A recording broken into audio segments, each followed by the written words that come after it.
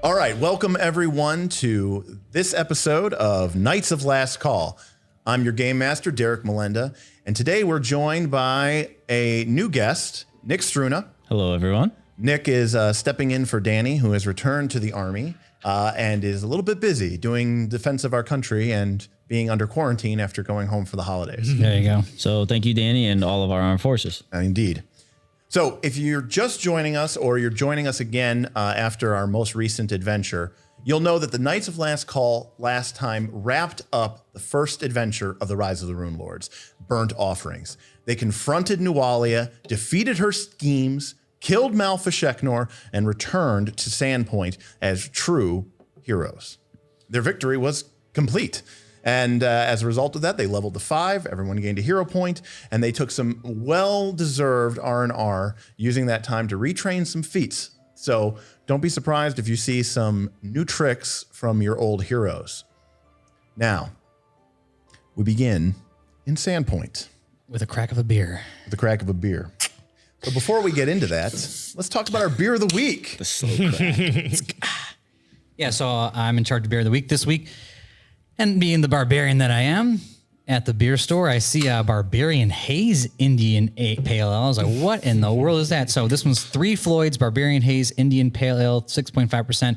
Crazy weird green can. Looks hideous, but Tastes like every IPA I've ever tasted. It's not normal. I don't know if I what does it say? It's not normal, which is for sure me. I don't know if I feel comfortable having the 3 Floyd's Barbarian. I haven't had the first 2. Right. So I've had them. It's interesting. I think there's like a crickets one. Like anytime I make it. No, No, not that one. No. That's what we get to. I'll just prefer the that after there's my a- jokes, please. Yeah, that one. Chirp, chirp. Oh, I thought that was birds. I mean, it could be, but it sounds more like crickets. I think it's crickets chirping. Yeah, when I make a bad pun. We got to get just some better. every 10 minutes. We got to get some better cricket sounds Right. on the soundboard. Well, I can load whatever we want to the sound panel. load some crickets. All right, We so need fireballs. I was gonna say you need some explosions Fireball. for spells and stuff, some slashing sounds. yeah, right. When we put into critical, we need some, The wah wah wah when Destiny misses. Plus, I'm casting all the You know spells like that's sound pretty good, effects. I know. Yeah. yeah. You know that. So You know that. It's like he's here. I know. So before we kind of start off, let's kind of briefly go around the table and let's talk about what your character did or performed or benefited from during their downtime. Now, Nick, obviously with Villic, it's a little bit more of a challenge, but He has some good R&R, slept in, more or less, we know that the group took off about a month worth of time. And we know that, at least for some of the heroes, they did a little short jaunt to a side adventure. We did a little bit of a side quest because the holidays. The future. Everyone had, well, now it's the past. Now it's the past. Yeah, everyone had some extra time around the holidays, so we took a couple of the characters on a little side adventure. But Bob, why don't you talk us through Azius and what he's been up to in the last month? All right. Both mechanically and role-playing wise. Yeah, so in the role-playing aspect, Azius has taken this month off to really kind of hone in on some of his dwarven ancestry, and as well as maybe trying again, he doesn't really want to be a barbarian. He's trying to be a retired barkeep, but he understands that his purpose is going to have to be this, to bash things over the head with destiny. But so he actually is going to try to do a little bit better with his alchemic crafting. And we're sort of still working out those details, but he's has a better formula book now, Gotcha. and can make a little bit more variety stuff, as well as he's spent a lot of gold in town to buy some more higher level stuff, and we'll get into that, I think, more details later. Yep. In terms of other than that, So in terms of character options, there are things that you've changed from what people who at home may have seen Azius do in the past. Has there been any like substantial things that you've changed? So the big one I feel like that I have changed was I got rid of Dwarven weapon mastery. Proficiency or familiarity. Familiarity. And it didn't really suit me. It didn't really do anything because I'm basically the barbarian. It's a good feat for someone who isn't a melee character. Yeah. So if you're kind of like imagine if you were like a dwarven bard, but you want to wield these cool dwarven hammers and axes, your character class doesn't know how to use those. But because you're a dwarf, you can take that feat and it gives you access to all those cool dwarven weapons. But you're a barbarian, you already know how to use all those weapons. Exactly. So it doesn't really do anything for you. So I got rid of that, and I took on Dwarven Dottedness. Is that Dottenness? Dotness. Daring. Dottiness. Dottiness. Dottiness. There's no second. Dot. Dottiness. You're dotty. Dotty. You're a dotty boy. Very dotty dwarf. And with your advanced player guide, if you want to kind of recap. Yeah, so everyone on dwarven that one. dottiness is that dwarves are, naturally a very implacable race. They are not shook up by much. They're kind of, they've seen it all. They're gruff. They're taciturn. They're not really phased. And so what dwarven dottiness does is it allows you to shake off 2 levels of frightened at the end of your turn instead of 1 level of frightened. So in that regard, it's a little bit like bravery that Gorre has, except it's like dwarves are just that way. Yeah, they're just naturally kind of gruff and courageous. And the thing that I noticed mostly during the first campaign was that I kept getting frightened, and I need all the AC that my character can get. Right. So I think that's going to help. It's a double win, right? You lose AC and you lose attack roll. Yeah. So it's pretty bad. So, and then the other thing I took was with my new feat for feature 5 is Vengeful Hatred, which is now, again, I hate giants. So I'll have a advantage against giants. Yes, you'll do more damage. I'll do more damage. But if any creature has critical hit me, then they become sort of the target of my vengeful hatred. Right. So I in get general, you hate giants. Yes. But if someone crits you, you hate them for the next minute or so. So I feel like Derek crits me a lot. So therefore I'll be able to do well, it. in a way, Derek that's a very powerful metagame choice because your low AC means that I crit you a lot. Yeah. So that will come up a lot. And then the other big one is so we had talked about how my character was really slow, so I wanted to increase my speed. Well, eventually when I leveled up to 4, I was able to get fast movement to give me +10 while raging. So I got rid of the fleet movement. Yep. Fast fleet or fleet movement. Yeah, it's a fleet feat. Fleet feat. At level 3. The demon Barbara Fleet. It gives you 5 increase to your speed. Yeah. Yeah. So And what'd you replace that with? I believe. Did I say that last time? Maybe. I think you did. I edited out of one of them, whichever was worse. I'll have to revisit that. I don't think I have it written down correctly. So what did you want to take?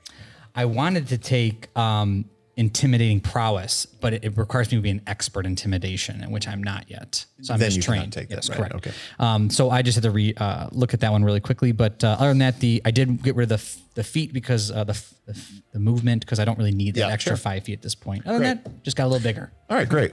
Well, what we'll do then for today, Azius, is just assume that your level 3 general feat is instead improved initiative. And that's the one we talked about. Is that the? No, it just gives you +3? +2 to any initiative roll you Well, make. I can tell you which one I wanted. It was the one to give me the expert in my reflex save. Matt, you took that, right? That feat, Makes you an expert in canny acumen, For which one? your level 3 general feat. Is that right? Canny acumen, become an expert in a saving throw, which is what I wanted. That was the other one I had. What written level 3 before. feat did you take, Matt? Your general feat. Oh, it looks like you didn't take one. No. Oh, okay. I think I did, and then I don't think that Again, Rory translated wins the it here. hero point for having Yeah, make sure you get that hero. the best sheet. I admit I done messed up. Okay. So- So I should, I do remember taking that now. You took canny acumen. Yeah. Yeah. So basically, Can I get a spell check? you basically take one of your saves and you increase it to expert. Because by default, I'm already an expert in will by my class, and then at level 5, I become an expert in fort. Okay. So I chose to took it and I chose to take reflex is You what I sound chose. sound like me. Right. Okay. Man. All right. Gorre, Hanging around what Bob about way you? too much. Yeah, Gorre, still thirsting for action, has been going on goblin hunts with Shalelu. Ooh. And Oh, interesting. honing Love his is in the air. skills. She knows I'm an adventurer first. I'm not ready to settle down. Adventurer first, lover second. Yeah. And she said, "What do you think? I want to get married and have babies?" And then she shot a goblin in the head. And I was like, yeah. So through all these treks through the forest, I became a master with the sword. Nice. A master swordsman. And since I haven't been healing people too much, my assurance in that has fallen. But since I was falling out of trees so much, I picked up catfall. right? Oh, that's good. And just so we the can all flavor of Rory right yeah, now. right. So just so I'm not that going to we're heal all, anybody, but I will survive a fall. It's so okay. that we're all aware, what is Gore's ridiculous to hit bonus right now on his bastard? Is it Wait. What's 16. the, 16? I was going to say, what's the over under? No takers? I knew so, it. If I understand, it's higher than my +6 with my dagger. I think so. so little bit. No, you should have a better than plus. Oh no, you have a minus one strength. strength. But you could use your dex because it's a finesse weapon. Is it? Yeah. Oh, so it should be a little higher. I've still never used it once and don't plan to. So as a point, I've had it out. as a kind of a point of comparison, if you go all the way back to the beginning of the first time when you guys were at the Swallowtail Festival, and those goblins were attacking, Yeah, they broke. their ACs were 16. Wow. So that means on a roll of a 1, Two. or a 2, yeah, 2, you would hit them. So The other thing worth mentioning is I don't have weapon specialization. I have critical specialization. Right. With the swords. right. So when you crit with a sword, you're doing a little bit of a bonus effect. You you take them off balance, and they become flat-footed until your next turn. yeah. Yep. Great. Well, Nick, obviously you're standing in for Villic, so we're not going to go over too much of that. But, All right. But needless to say, Villic made a couple of changes, right? He did make a couple of he changes. retrained his athletics and became an expert In stealth. Stealth. And yes. he took a skill feat called Quiet Allies, which enables him to more easily Conceal conceal the party. And for people who may be confused about this, He did it illegally. no, it's one of those feats that if you don't really understand the math of it, can make not a lot of sense. So normally what would happen is if Villic was stealthing, you guys have one of your options. Instead of scouting or searching, you can do an action called follow the expert. This hasn't really come up a lot, but a good example of it might be like, let's say you guys were trying to follow tracks, and Azius is like, come on guys, we got to follow the tracks. Well, Azius is trained in survival. He's going to be able to follow the tracks. Well, you guys can kind of take his lead. He'll show you the ropes, and you can use an action called follow the expert, which means that even if you're shitty at following tracks, we just follow where he goes. You lean on his skill. And what it means is you all get to make a check. Oh, but at a much higher level than you might otherwise be able to make because you're kind of benefiting. But you have to be an expert in it, right? You have to be an Yeah. expert in it. So someone has to be an expert in it, and then Yes, the whole and party can follow them. benefit Yeah, from that. Follow the expert. But you can do the same thing with stealth. But there's a problem, right? And maybe you don't see, maybe it's a math problem, which is this. When you follow the expert and use quiet allies, which is what he took, instead of everyone rolling, you find whoever has the lowest modifier, and only they roll. So everyone's decision and success is based on off the of one roll of the lowest person. This is me. Right. I was going to say, so it's And a little dwarf with but all that's the actually flasks. way better, because even if everyone was an expert in stealth in the party, you're rolling 5 times. So someone's going to roll shitty. But they still get some bonus. Right. So the odds that everyone rolls well is actually quite low. So making one roll off the worst person is actually a much better chance for you than if everyone was rolling individually. Because if you have one failure, Well, because then they would all what fail. it eliminates is the odds that Azius, let's say you're normally following the expert, everyone would get a bonus to their stealth check and you'd roll it. And let's say Azius rolls an 18 and he's like, yes. But Villic could roll 2. And suddenly Villic is the reason you got caught. Yeah, which doesn't make sense. Yeah. It doesn't make sense. So what's the circumstance bonus on? So the way that following the expert works is you gain a bonus to your skill. You get, if it's untrained, which probably it is, you get to add your level. Okay. And then, so if you're completely untrained, right, the only thing you add is your dex, right, normally. But, so for example, Azius is untrained. So your stealth is 1. 1. Yeah, I'm the worst one. But It's quite loud. if he's following the expert, he gets to add his level, which is 5. That takes it up to 6. And then because his ally is a expert, he gets a +2 circumstance bonus. Okay. So it's like he's trained. Yeah. Right? Because he's adding his level That's and pretty 2. good, yeah. Yeah. So basically, Bob would get a +7 To his to his roll. stealth check, which is normally 1. So it would become an 8. So he goes from a 1 to an 8, which is pretty good. Yeah. Right? Makes Okay. sense. And lastly, we bring up Burl. Yeah. Oh, Burlington. You can't bring him down because he's only 3'3". For reference, get that's any lower. probably like the height of Rowan. Yeah, it's Yeah. 3'3". About, yeah. I can see that. Yeah. I'm just imagining this very powerful. Oh yeah. Yeah, Rowan throwing fireballs. Yeah, can you imagine that? I got the fireball. Take that candy away from me, I dare Yahtzee you. bag. But yeah, he's so he's been That can jump 30 feet, I thought, right? the jump or the fireball. No, can't you like jump like 30 feet high? Not anymore. Oh, I used to be able Spoiler. to. So one of the things I did was got rid of jump because I used it a total of 0 times. I almost used You used it once. when I thought it was I in thought the I warehouse. almost used it once, and then I thought it was I the just warehouse. I thought I just moved. I don't remember. Well, we'll check the tape. Roll the footage. You used it to jump to the top of the glassworks, at the and then you glassworks you lowered did. a rope, And then everybody climbed up. and then people climbed up to the top. because Villic did have a I thought it was dick a shade. grappling hook, but you just said no, I got this. Watch Don't my worry, watch my fellas. hops. Yeah. I got So this. anyway, that's gone. And I took fear, and I think Derek's example of using that is pretty good. And then my 3rd level spells, I've got Fireball, which is my blood magic spell, and then Lightning Bolt, and then Searing Light. Right. And just so that we're clear, now obviously we have a hex grid here. Oh no. I love the hex grid. But it works just as well. We've added dimensions. No, it's still just 2, but we've increased the number of sides by 50%. I love it. I like that. This is the mat that I like the most. I like that Burl intimidated that guy last time. Yeah, so that's a thing that's big on Burl's. You have charisma. He's sort of become into his own here. So what he's been doing in the last couple of months, or the period that we've been down here, has been really promoting the Knights of the Last Call. He's been really living it up. You know, sort of. What's the guy from A Knight's Tale who is also Vision? That guy. Paul Bettany's Paul character. Bettany. Yeah. He's like, you know, he's the talking hype it man. up. Yeah. So he's going around telling tall tales, you know, really man. building He's up the the hype man. That's what he is. Build. I love yeah. it. All right. So, So in, what in you're that telling me is vein- you're also taking the place of a bard. well, I mean, in Spinning the, tales like in The Witcher 3 of they our don't give any success. bonuses or anything, but yes. But just for fun. So, 5, yeah. 15, 20. Right? Okay. oh, is that the? 10, 15, 20, 5, 10, 15, 20.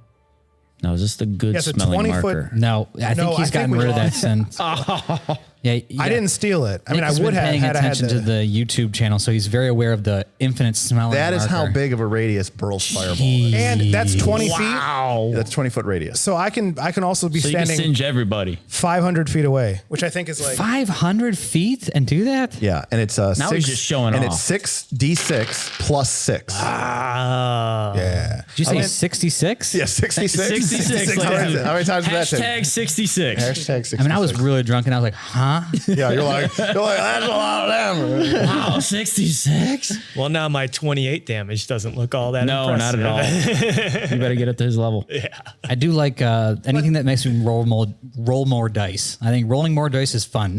So Well, when the- he has his own monogrammed fireball housing, Yeah. you know he means business. my girlfriend got me this for Christmas, and she said I thought it was a koozie at first. when she got, no, it, she's like, it's the fireball roller. Oh yeah. I opened it up and she's like, I thought it was a bag. I thought you could just put like your dice in the bag. She's like, it's a Yahtzee thing. And I'm like, yeah, it's a Yahtzee thing, but you know, you can. No, it's a fireball But roller. it does. So now when you roll the fireball, you do have to say Yahtzee then. Yahtzee. Only if he gets it. Right. True, very true, very true, very true. I stand corrected. You know, yeah, what we'll do, Matt, is Well, I got an extra die No, here. we'll create a whole different subsystem The Yahtzee where, now we're where you having get to fun. roll 3 times, but if you get a big straight, you know, a large straight, Yeah. you get to do more damage. Even within the Critical game. hits. You are a gambler. Yeah, Yes. you are a gambler, Matt. course. So I'll let you press your luck. And the So wait, is that, but there's a chance of a whammy. Right. And then if that's the case, the fireball blows up on you. Ooh. I would die. Yeah.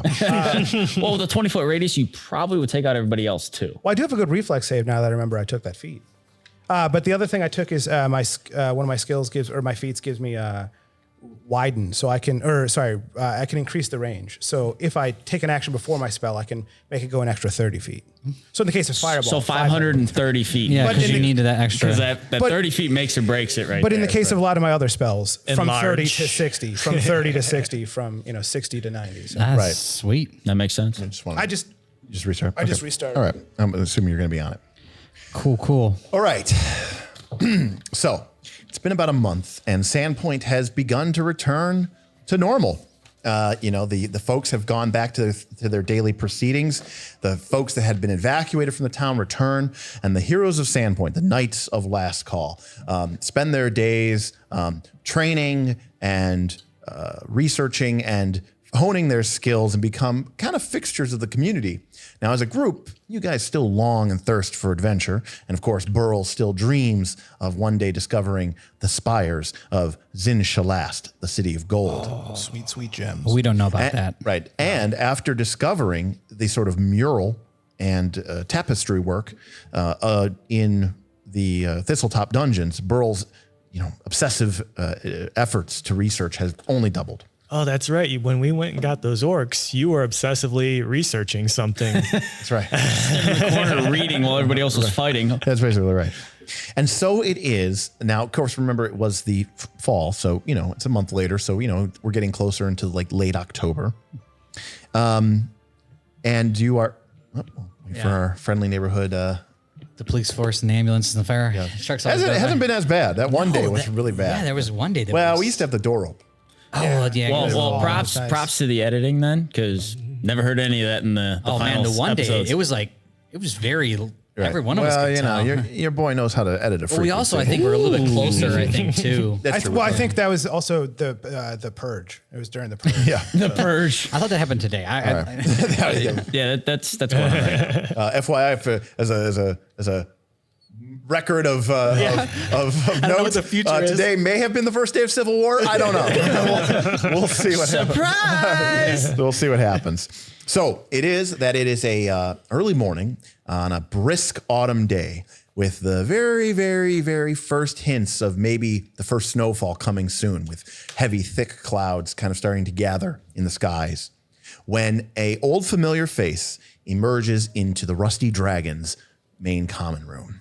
Clad in his traditional chainmail and wearing the tabard of the Sandpoint Guard, Sheriff Baylor Hemlock strides in, seeming to know where to find you in your customary table around the fire, each of you with flagons of winter meat ale or perhaps some of the famous curry stew. Baylor looks very disturbed when he spies you and makes his way quietly over to you. Luckily, the tavern inn room is pretty empty, but the sheriff does not take a seat. Instead, motions for you to sit as he comes in, and he goes, "Greetings, knights. It's good to see you. It's been a few weeks." Baylor? How you doing? Good. Actually, not good. Can we talk in private for a moment? Maybe outside on the street. Let's go. I mean,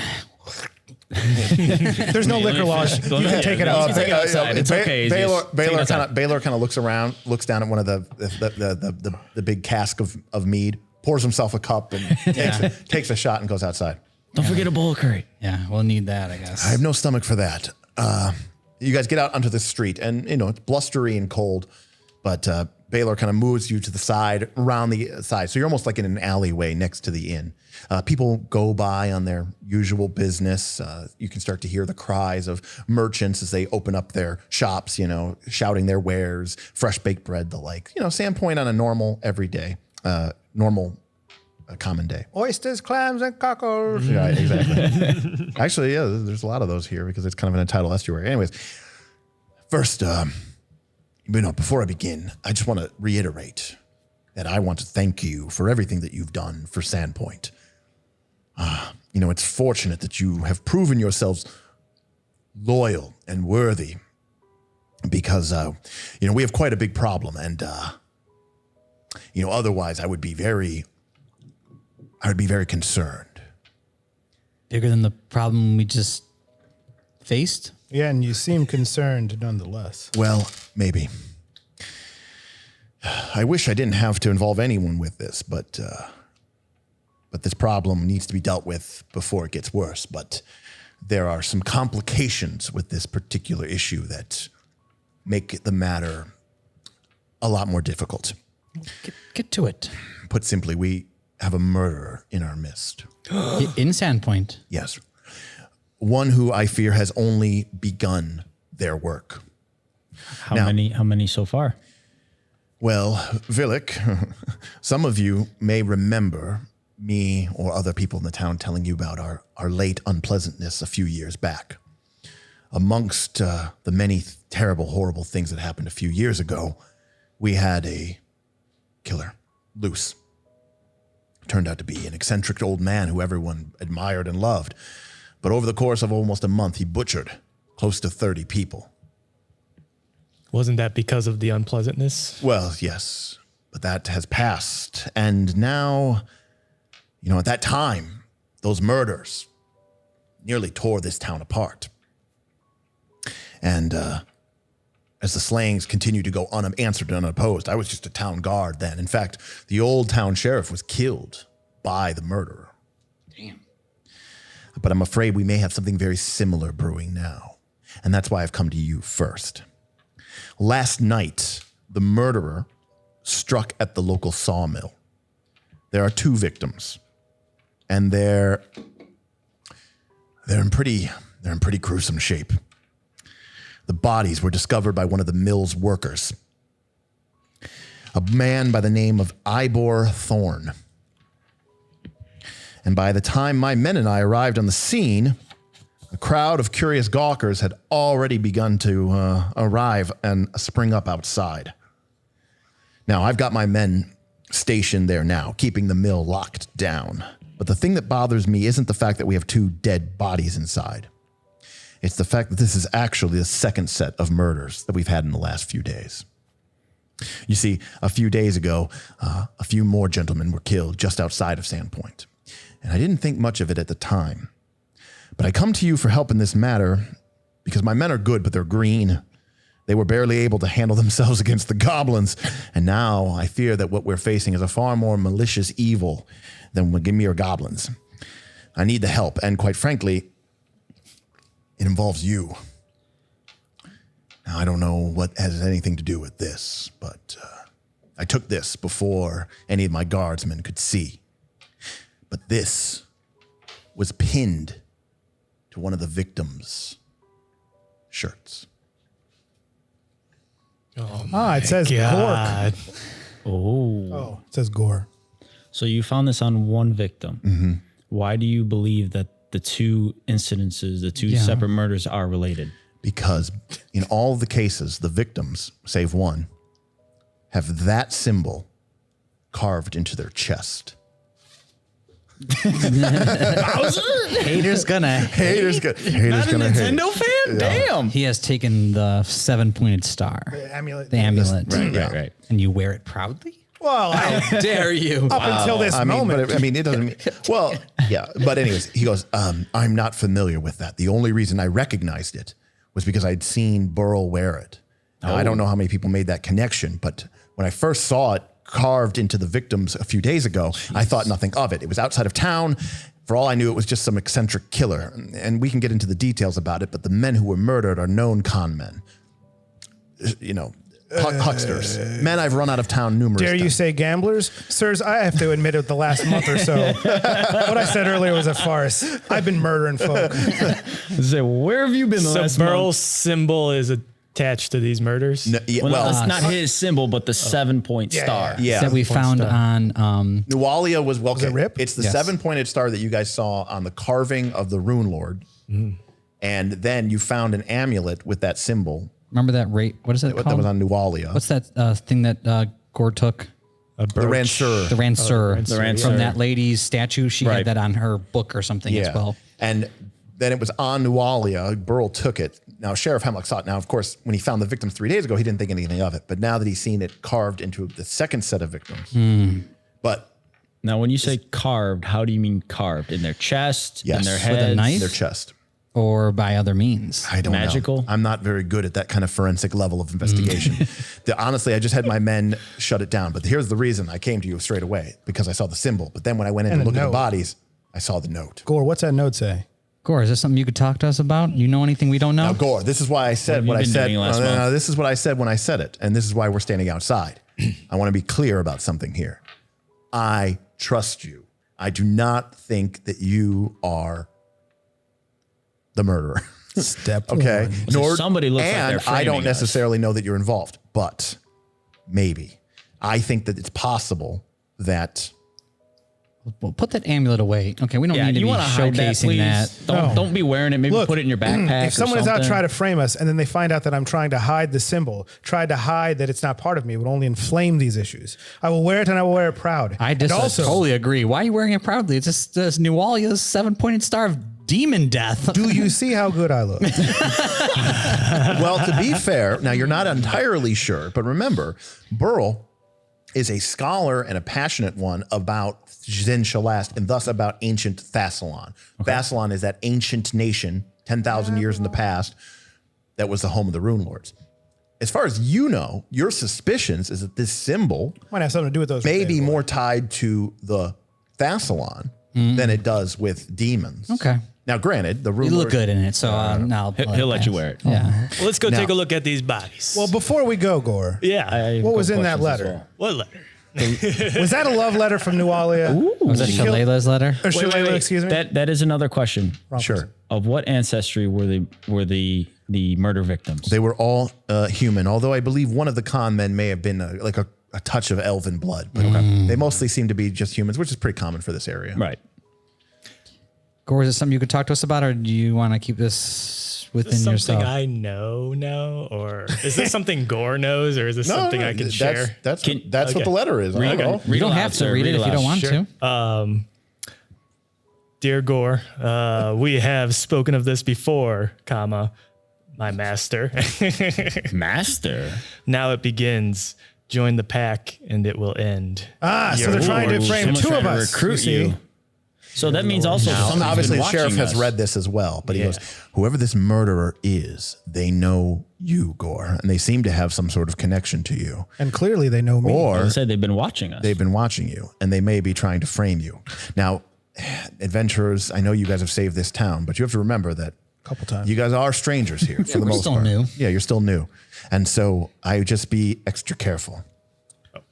What do you think, Gore? One thing I think this guy's an imposter. I don't know what you're talking about here. I'm look a Villic. little Clearly I'm taller Villic. than Villic. I'm sorry. Do I need to change my voice to match the goblin? What?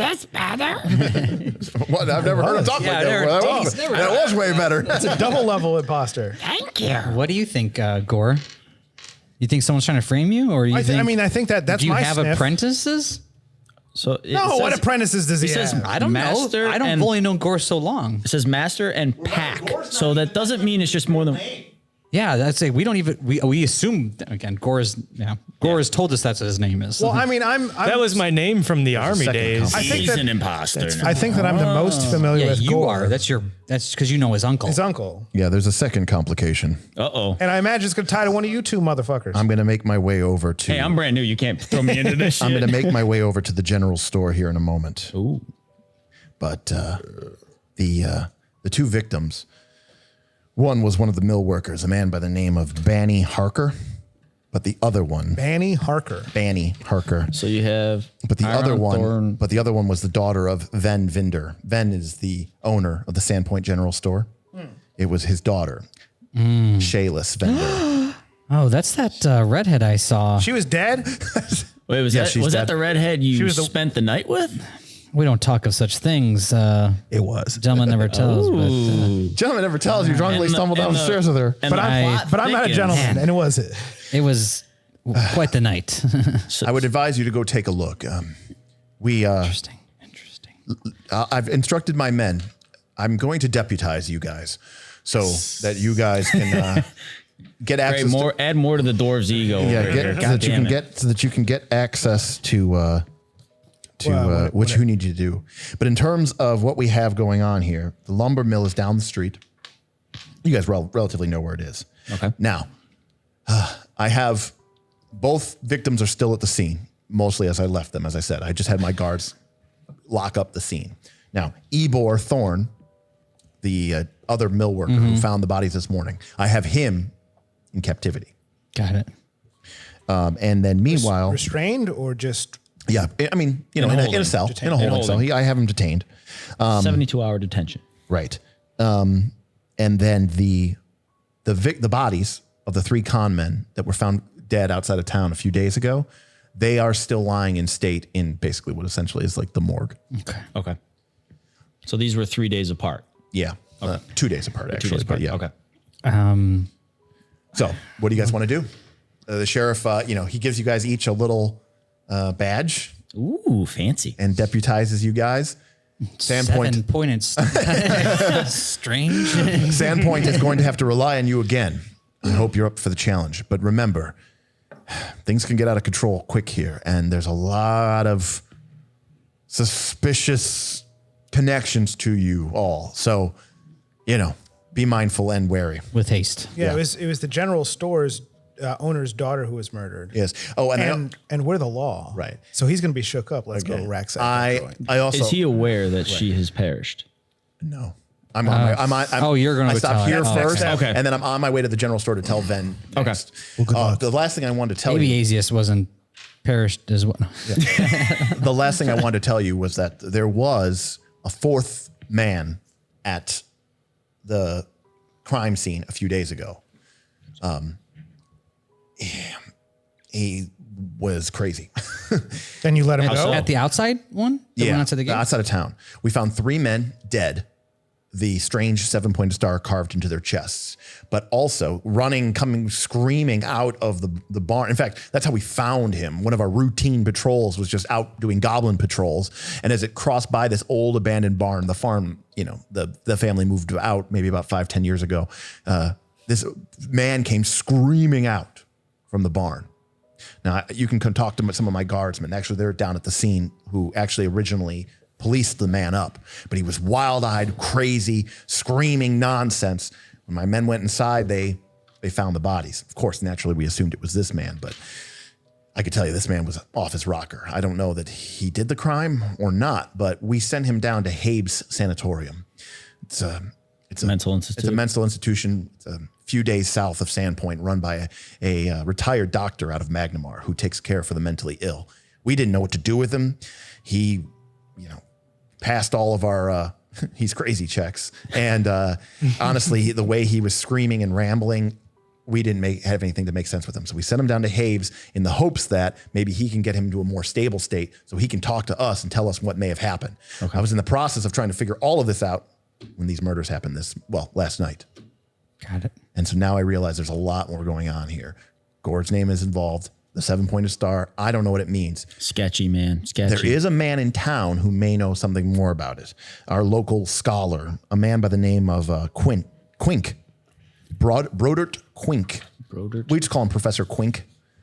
He's a kind of a strange, eccentric man, but he came here years ago to study the old light, the ruined watchtower, the lighthouse. Obsessed with ancient Thassalon, if you can believe such things. And if it's what you say, the 7-pointed star may be related to that. He's the best source in town for any sort of information regarding that and what it may have to do with being carved into chests. I remember how if another serial killer like this breaks out and more bodies start piling up, I don't know that Sandpoint will be able to recover. The future of the town is in your hands again. But this time I'm afraid it's going to be a bit more challenging than, creatures that are afraid of horses and dogs. And it's something a little bit more, evil and disastrous, like a person. So what you're telling me is we don't get to experience any more dog slicers. Yeah, they're on there. I'm sorry, though. Unless you take one. The real dog slicers we have are the ones that we made along the way. So what do you guys want to do? Now, of course, obviously you guys feel free to talk, whether in character or not, but. Sweet. Well, my first inclination is to talk to Ebor. What is his name? Ebor was my first thing. Yeah, I mean, Ebor Thorn. Given the rigor mortis, the way bodies work, we should go see that first. You do have canny acumen, I so do. I could get the hell out of the way. Now you're going to. You're saying go see the bodies first? Yeah, and then talk to Quink. You don't want to talk to Ebor at all? Ebor's at the windmill with the dead No, body. he's in captivity. Yeah.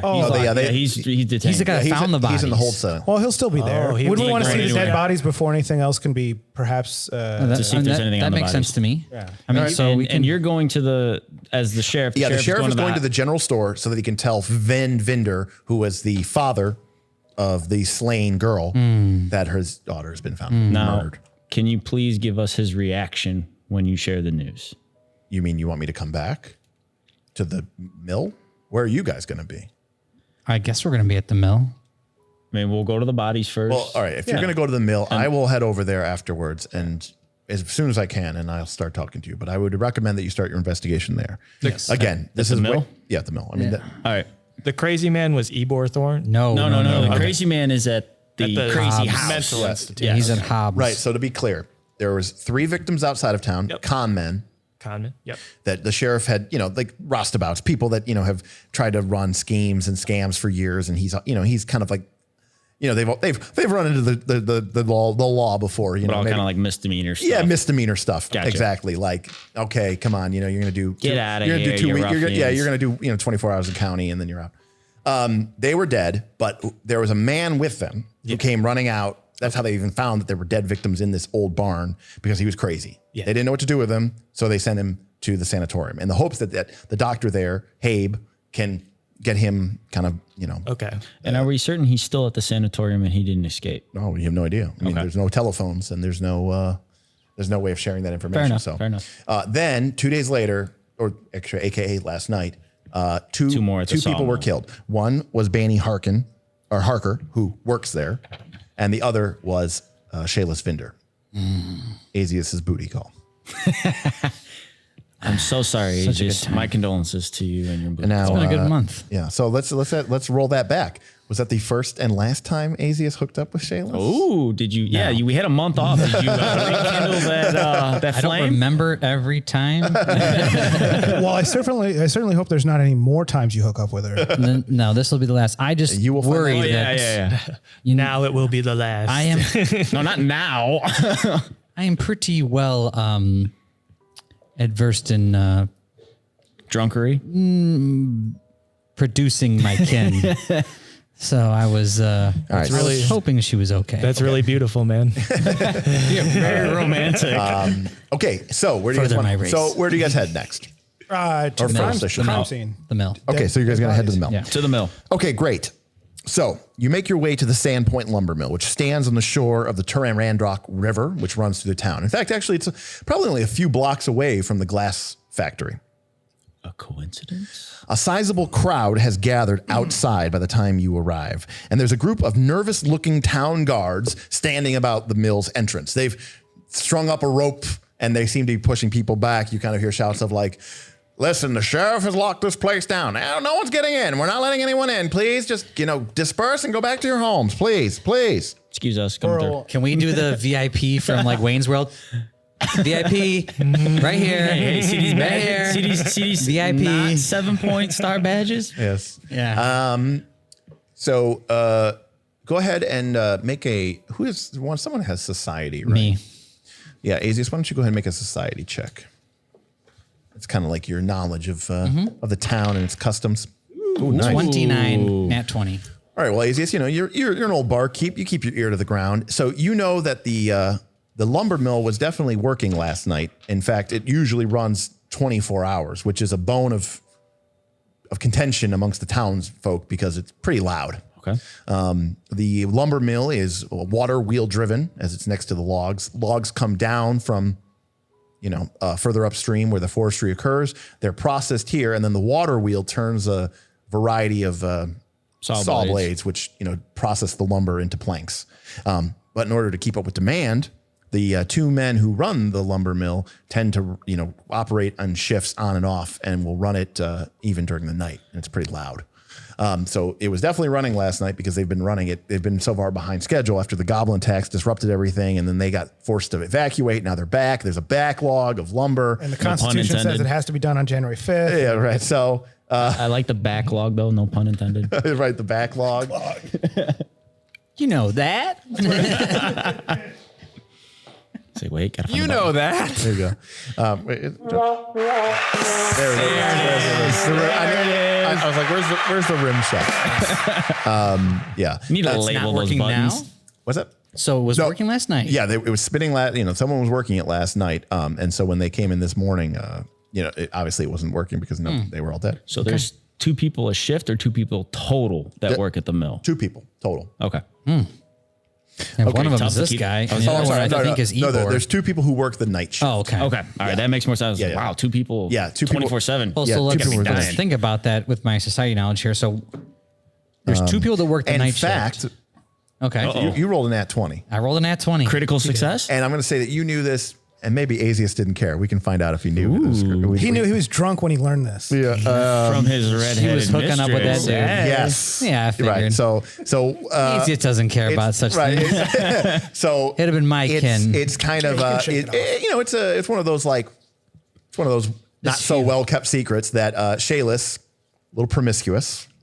She would have had a dwarf baby. And and It's a halfling. Come on. yes, now. and that Shayless, in addition to apparently spending some time with you, had been spending time with Harker. Which explains the itch. And Burl. Little burning Wait, and sensation Burl. down there too. And also Lucky. Just remember this will all be on. Remember this will all be on YouTube forever. No, it's all My wife will love this. So yes, so you know that Harker had been working late, which is fine, but they'd also used the mill as sort of a hookup spot. Yeah, but with 2 people on shift, one is dead.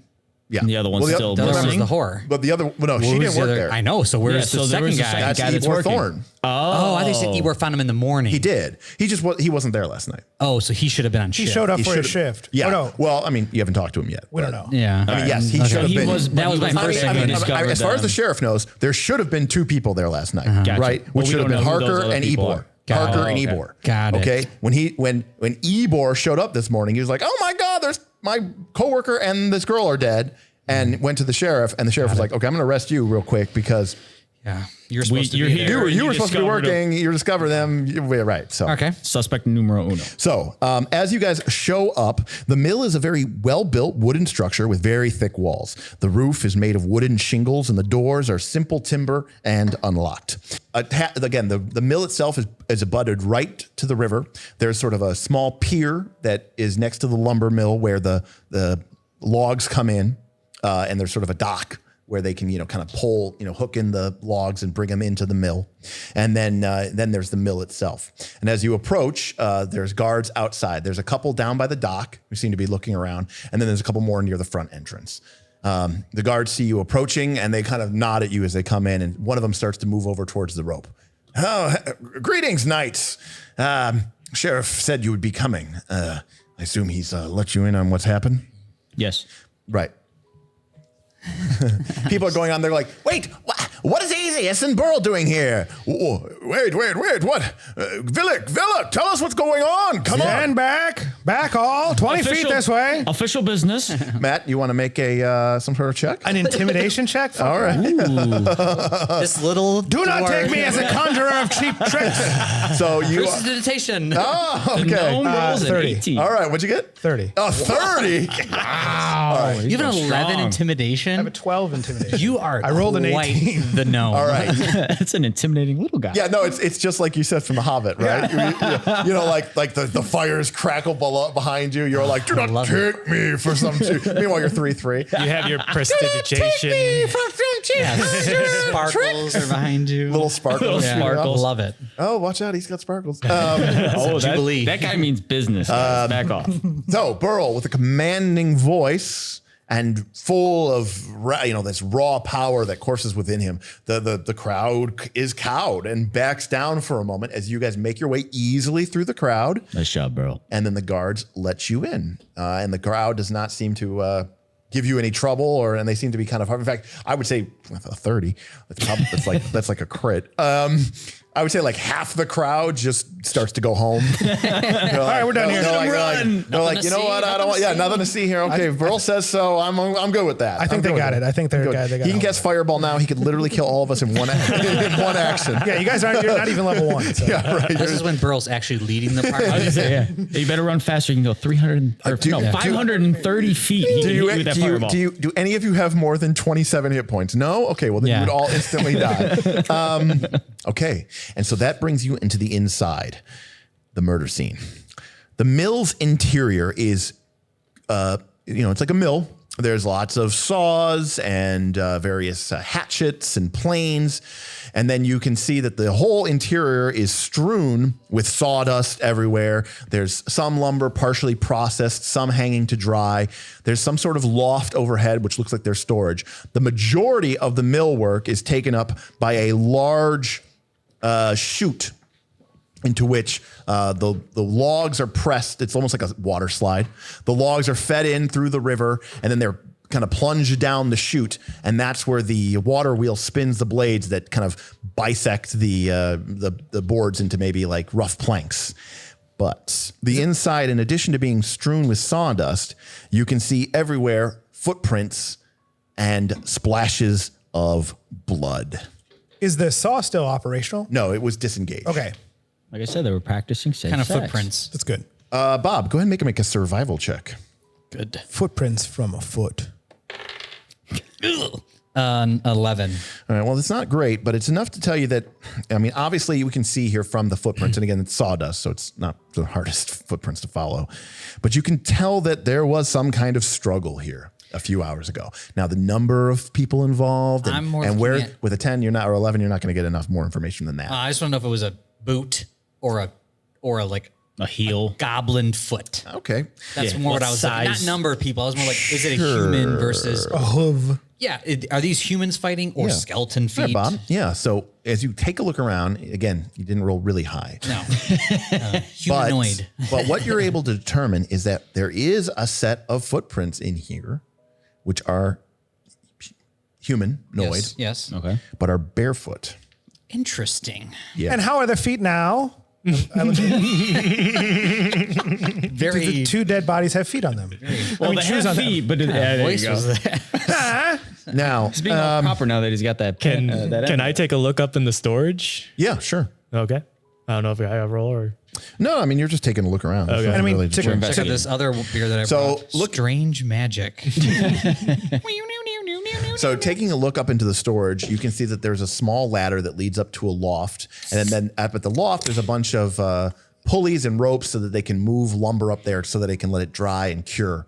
Right now, it's full of stacks of lumber, which has been processed by the mill and is curing and drying. So make it easier to work. It seems pretty That was full. weird taste. And as you get up there, Gorre, what's your perception check? 11. Gorre, what do you see?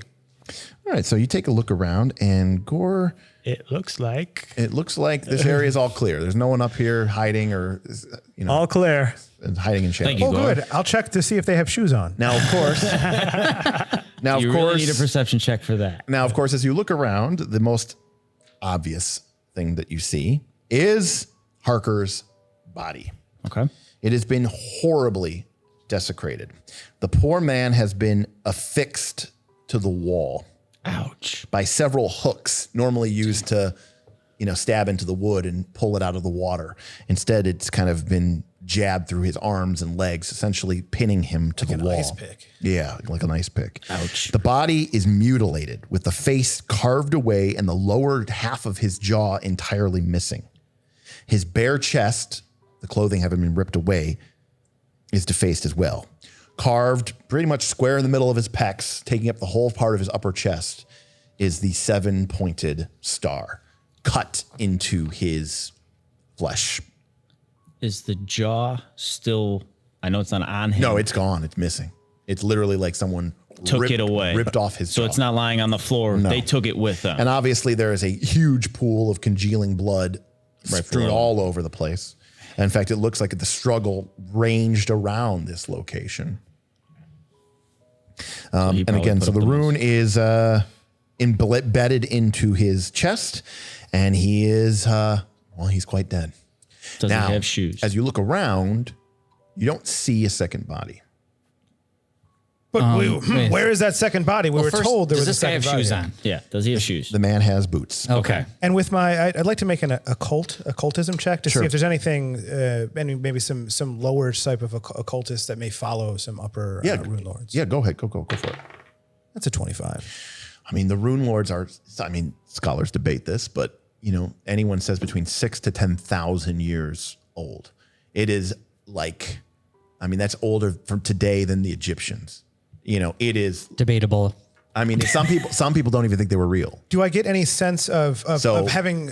But wait, to that being said, you've been following and researching this for some time. And so you have heard that the 7-pointed star has shown up in the last couple years in and around Varesia in some various locations. And I get the feeling that this is someone who is sincere in their thoughts of, or their feelings towards the Runelords and stuff, as opposed to someone who may have spied the amulet on my neck and then tried to frame me. Or so does it look like someone who's just trying to fake it, or do they seem like a legit seven-star? No, this is, I mean, a pretty good cut. But I mean, obviously this, I mean, it was carved into this person. You don't know if it was carved posthumously. Maybe a healing check, medicine check could kind of do like an autopsy.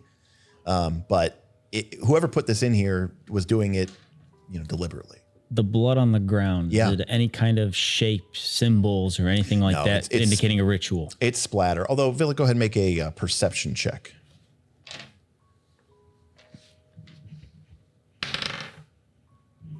19. Oh, really good. Well, the one thing you do notice as you look, there seems to have been a struggle around. You see bits and drops of blood all, kind of gathered around the place. And there's kind of like one big pile of blood. And then you sort of see like streaks. Like he dragged. Like he dragged him to the wall. Okay. But as you're looking around, you do see discarded, kind of flung off into the corner, a bloody axe, which is kind of in the side of the corner. It looks like it was like, maybe it was used in the struggle and then it got like kicked away or flung away, because it's definitely like off in the cut, but it has way too much blood on it and it's on the head of the axe. And as you're kind of looking at the crime scene, you see that. Hey, Frank, where, could you come here? Yeah. What's going on, Asius? Oh God. Sheriff told us there was 2 bodies. Oh, yeah. Oh God. He points at the chute. Oh God. Man. The shoe? Shoot. Oh, the chute. Aziz, you want to check that out? I'm gonna not really. I'm gonna go look at this corner. Not something I want to look Little at. squeamish you are there.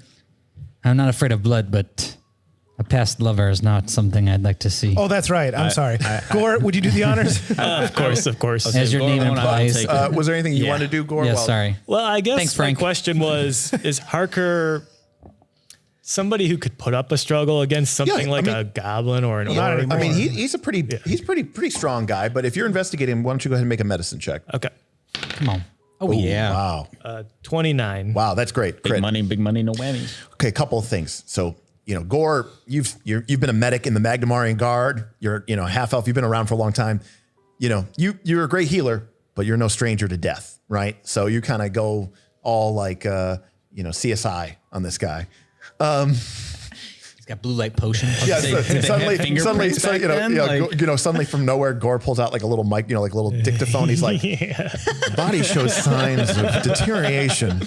Could be a possible sign of struggle. I'm gonna look for fingerprints. I'm gonna do DNA evidence. Could you please get him sunglasses so he can make a pun and then just stare off into the distance? So Gorre, you start spending a few moments while they're all looking around, and you spend it with the body. Now you're not moving it, but the first thing that you see is, as you get closer in, there's a couple of things. I mean, obviously, his face is missing, but from the way that the blood is pooled from the jaw injury, you can tell that was made after death, post-mortem.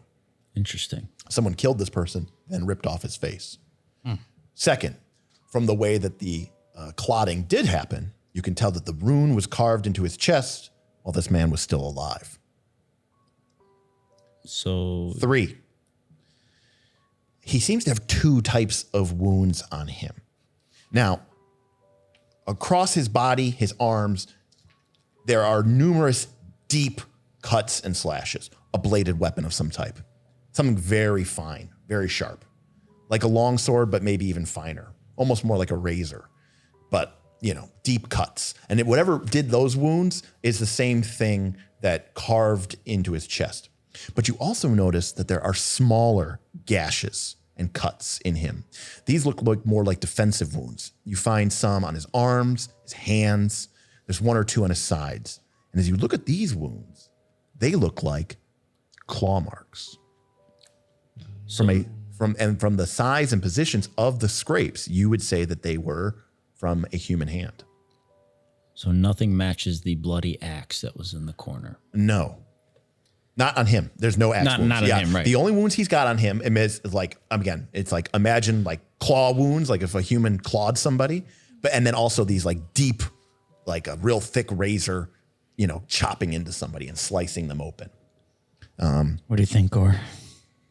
Pretty gory. Yeah. It's very gory.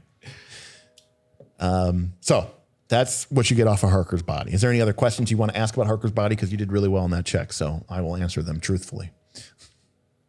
Ask who killed him. Who done it? You're unable to tell. It's not entirely sure. You're not entirely sure what killed him, like exactly. I mean, it might have been blood loss, but from the way that the position and the wounds, you're guessing this guy was pretty much chopped up really bad, then stuck to the wall. Then they carved this symbol into their chest. Then he died. Then they ripped his face off. And the noise of the mill kept anyone from hearing. And the noise of the mill kept anyone from hearing it. Which is also why he was here with the woman, because they could hook up and no one would notice. And she's quite loud. And we know knowing from experience or something? That he was here with the woman last night. Oh, she's dead. Okay. And she's in the chute, which you're about to investigate. Can I, if her body still exists, can I match the claw marks from her hand to the claw marks on his body? Yeah. We haven't gotten to her body I guess yet. Gorre, You you're haven't going to gone look down at that there yet. body. You're going to have to go But I do below have the mill to the processing area. Or just I do head have a first question, into though. the chute. Lower him down. The jaw being ripped off. Yeah. Does it look like it was done surgically with that super sharp razor blade? Or was it done by basically the claws just taking it and ripping it right out? Yeah. It was like King Kong when he ripped that dinosaur's jaw right off. That's actually really cool. Yeah, from the Peter Jackson movie where King Kong rips the T-Rex's lower jaw off. So somebody had the strength to scratch him, humanoid, scratch him, kill him with Do you think a human could? I think a human could probably rip a jaw. Well, that's the thing is this, the strength of a barbarian human could. to do maybe it. a barbarian could. Strength 19. Okay. He's dead. He wouldn't put up a fight. At All that right. point. So what do you guys want to do next? Gorre.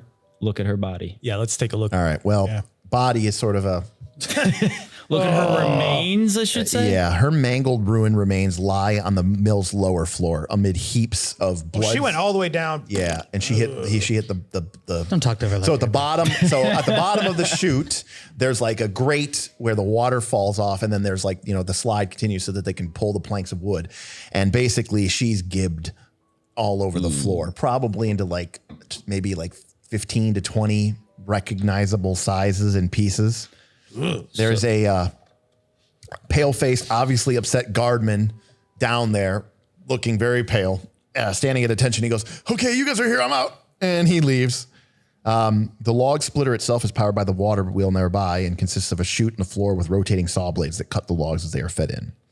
Her horribly mangled body lies in chunks, innards, bone. Blood is like the wood that was down there is just like, like Oh God. she just got like Obliterated. wood, like fed into a wood chipper. Yeah. So was the sawmill actually turned off manually, or did she, clog it and stop it? you're not sure, but the guards tell you that they shut it off. Okay, so it was continuously running until they. Okay. Yeah.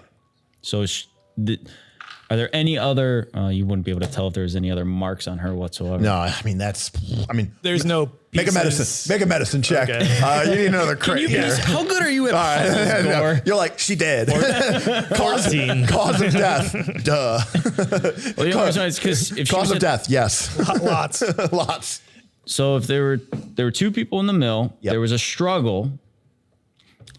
Are there any footprints that are next to the chute that she may have just been a casualty from the struggle that she would have fallen down the chute? Well, Bob was unable to make much of the check. Look, the Now, sawdust is everywhere. is anyone else Okay. is anyone else trained in survival? Because this is a trained only check.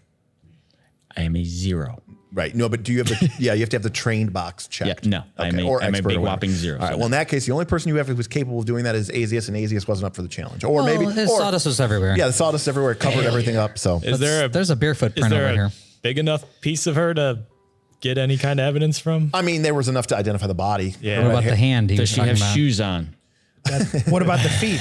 The Does feet she have have, shoes. can you see if there's shoes? She did have small booted slippers on. All right, so then she was. can't there was find a a third hand, person though. in there then. Suddenly you hear outside, "No, let me in there! I'll kill him! I'll kill Oh, what's the damage? And all of a sudden you hear like you 100%. hear a guard get punched like son of a Mr. Vinder, you can't go in there. You can't go in there. Guys, I don't think I should go talk to him. Suddenly rounding the think it's corner. you? Asius, go hide. He knows I'm with Suddenly, his daughter. rounding the corner is a squat human man with a long beard. No, my beautiful girl, Sir, my beautiful baby. I know this is hard. Step back, sir. Step back. You. All right, he comes at you, Bob. What? He's swinging. All right. Well, okay. I Don't protect hit him with myself. destiny. I would never hit him. Cut him in half. 15. 15's a miss. Yeah. But All right, yeah. So he goes actually, I would just let him. Yeah, sure. You son of a bitch. I'm going to see you hung for this. She's been messing around. I hear the stories. My little girl would never have done such a thing, but she got mixed up with all of you adventurers, and now she's, oh, my beautiful baby. Why? Young Asius here wouldn't have done it. We are here for the same reason. We're trying to investigate this crime. There's a couple of tears drip from my eye. Does he not weep? This is outrageous. I agree. This is outrageous. Just then, the sheriff, I try to give him a hug. he throws you back and kicks you. Get off of me. I know you're involved. I know that you're involved. People talk. They say you're a bunch of no good. I've heard rumors about you, Mr. Asius, about a bar, about a certain fleeing from the law, maybe. The rumors reach even me. I talk to merchants all the time. I've dealt with people from Magnamar. I know that there are people looking for you. I know that there are people who will pay. They'll pay. You'll all pay. Hearsay. Just then, the guards come up from behind him and they like grab him. He goes, "Get off of me! What are you doing?" He's like, "I'm sorry, sir. I have my orders. You're to be placed under arrest. This is a crime I scene." had nothing to do with this. What the hell is going on with you? The murderers are right here. Arrest them. They know more than me. What are you possibly doing?" And with that, the guards drag him away. All right. Well, Stay calm. before they dragged him, I put my hand on his shoulder and said, "Sorry for your loss," and then let him drag him away. And he's like, I don't say "You too won't much. see the enemy. I'm coming back. I'm coming back with the whole town. We're gonna lynch you, you sons of bitches." And then he gets pulled away. That was a little. Sorry, you guys had to be a part of that. That was intense. This has happened to me once or twice in my time. I'm used to this by now. What do you guys do next? Now, Vin Vinder has just been dragged away after accusing Asius of being involved with his death of his daughter. You guys are still in the mill. You kind of learned a lot from Harker's body. Now, by the way, Harker's body was the one that had the note pinned to it. You found this bloodstained axe, and So the bloodstained axe is an interesting thing because he had no axe wounds on there. Right. It may be her blood, but we can't really tell because you she's so haven't horribly made. really examined the axe. Yeah, Can we Okay, also? Well, I mean, imagine if some of us can search the first floor that we're on with the poor lady's remains. Right. What And then about someone- Lucky? Can he smell anything? Oh, he's sniffing. I don't know if he's gonna help. Well, us. actually, so now that you mentioned Lucky, Ooh. is Did he also get deputized? Lucky yeah. seems to be refusing to enter the place. Really? There's a feat that I didn't take that I wanted to take, which lets you communicate with animals, and it's just as if you're having conversation. Why So would you not take that? With you having an animal companion, that seems like the first thing you should take. So Lucky keeps kind of like batting at his nose. So something smells and he won't extremely go in off. here. Well, I'd like to make I don't know if I get a special bonus because he's my companion, or if I make a nature check. Yeah, go ahead and make a nature check. Do I get any extra? No, but it'll be a lower DC because it's your guy. 25. Great. Yeah, Lucky, obviously, he doesn't like what, it's almost like a bear that's been pepper sprayed. It's like he smells something that's really, powerful and repugnant, and he doesn't want to come inside. But none of us smell it. well, take a big Lucky sniff. has scent. I would say He has we don't have he that. has a thing. Yeah, as an animal. animal, he has a scent ability. Your barbarian could have had it. Like one of the I did not take it. One of the instincts is you can like take super acute senses, almost like an animal senses. Not saying that you should have. I smell blood. I'm not saying you should have taken it. I mean, you can Well, definitely it's smell the everywhere. blood. What do you expect? But yeah, Lucky seems to definitely be. He's got a bad scent, and he doesn't. But also too, it's not like he's a badger. He's carrion. It's something he's like almost like afraid of. Do I anybody- get a sense of supernatural versus That's what I was predator? gonna- Yeah. Okay. Is there anything anybody can do a an arcane? You You're don't have arcane talking check. the only guy that can do it is over there. Can you arcane check to see if there's any type of magical beings that would have been here? Arcana is magical knowledge. Okay. The ability to see and detect magic is a spell. Okay. Well, yeah. Called detect magic. It seems like Lucky is afraid here, not of any natural predator, because Lucky wouldn't be afraid of it. But so something supernatural here. Right, he's like a honey badger. Like anything natural, just gonna lion, charge it, elephant, whatever. rhinoceros, Honey badger hippopotamus. don't give a fuck. He's gonna come out. But like a little fairy shows up and he's like, "What the fuck?" Right, exactly.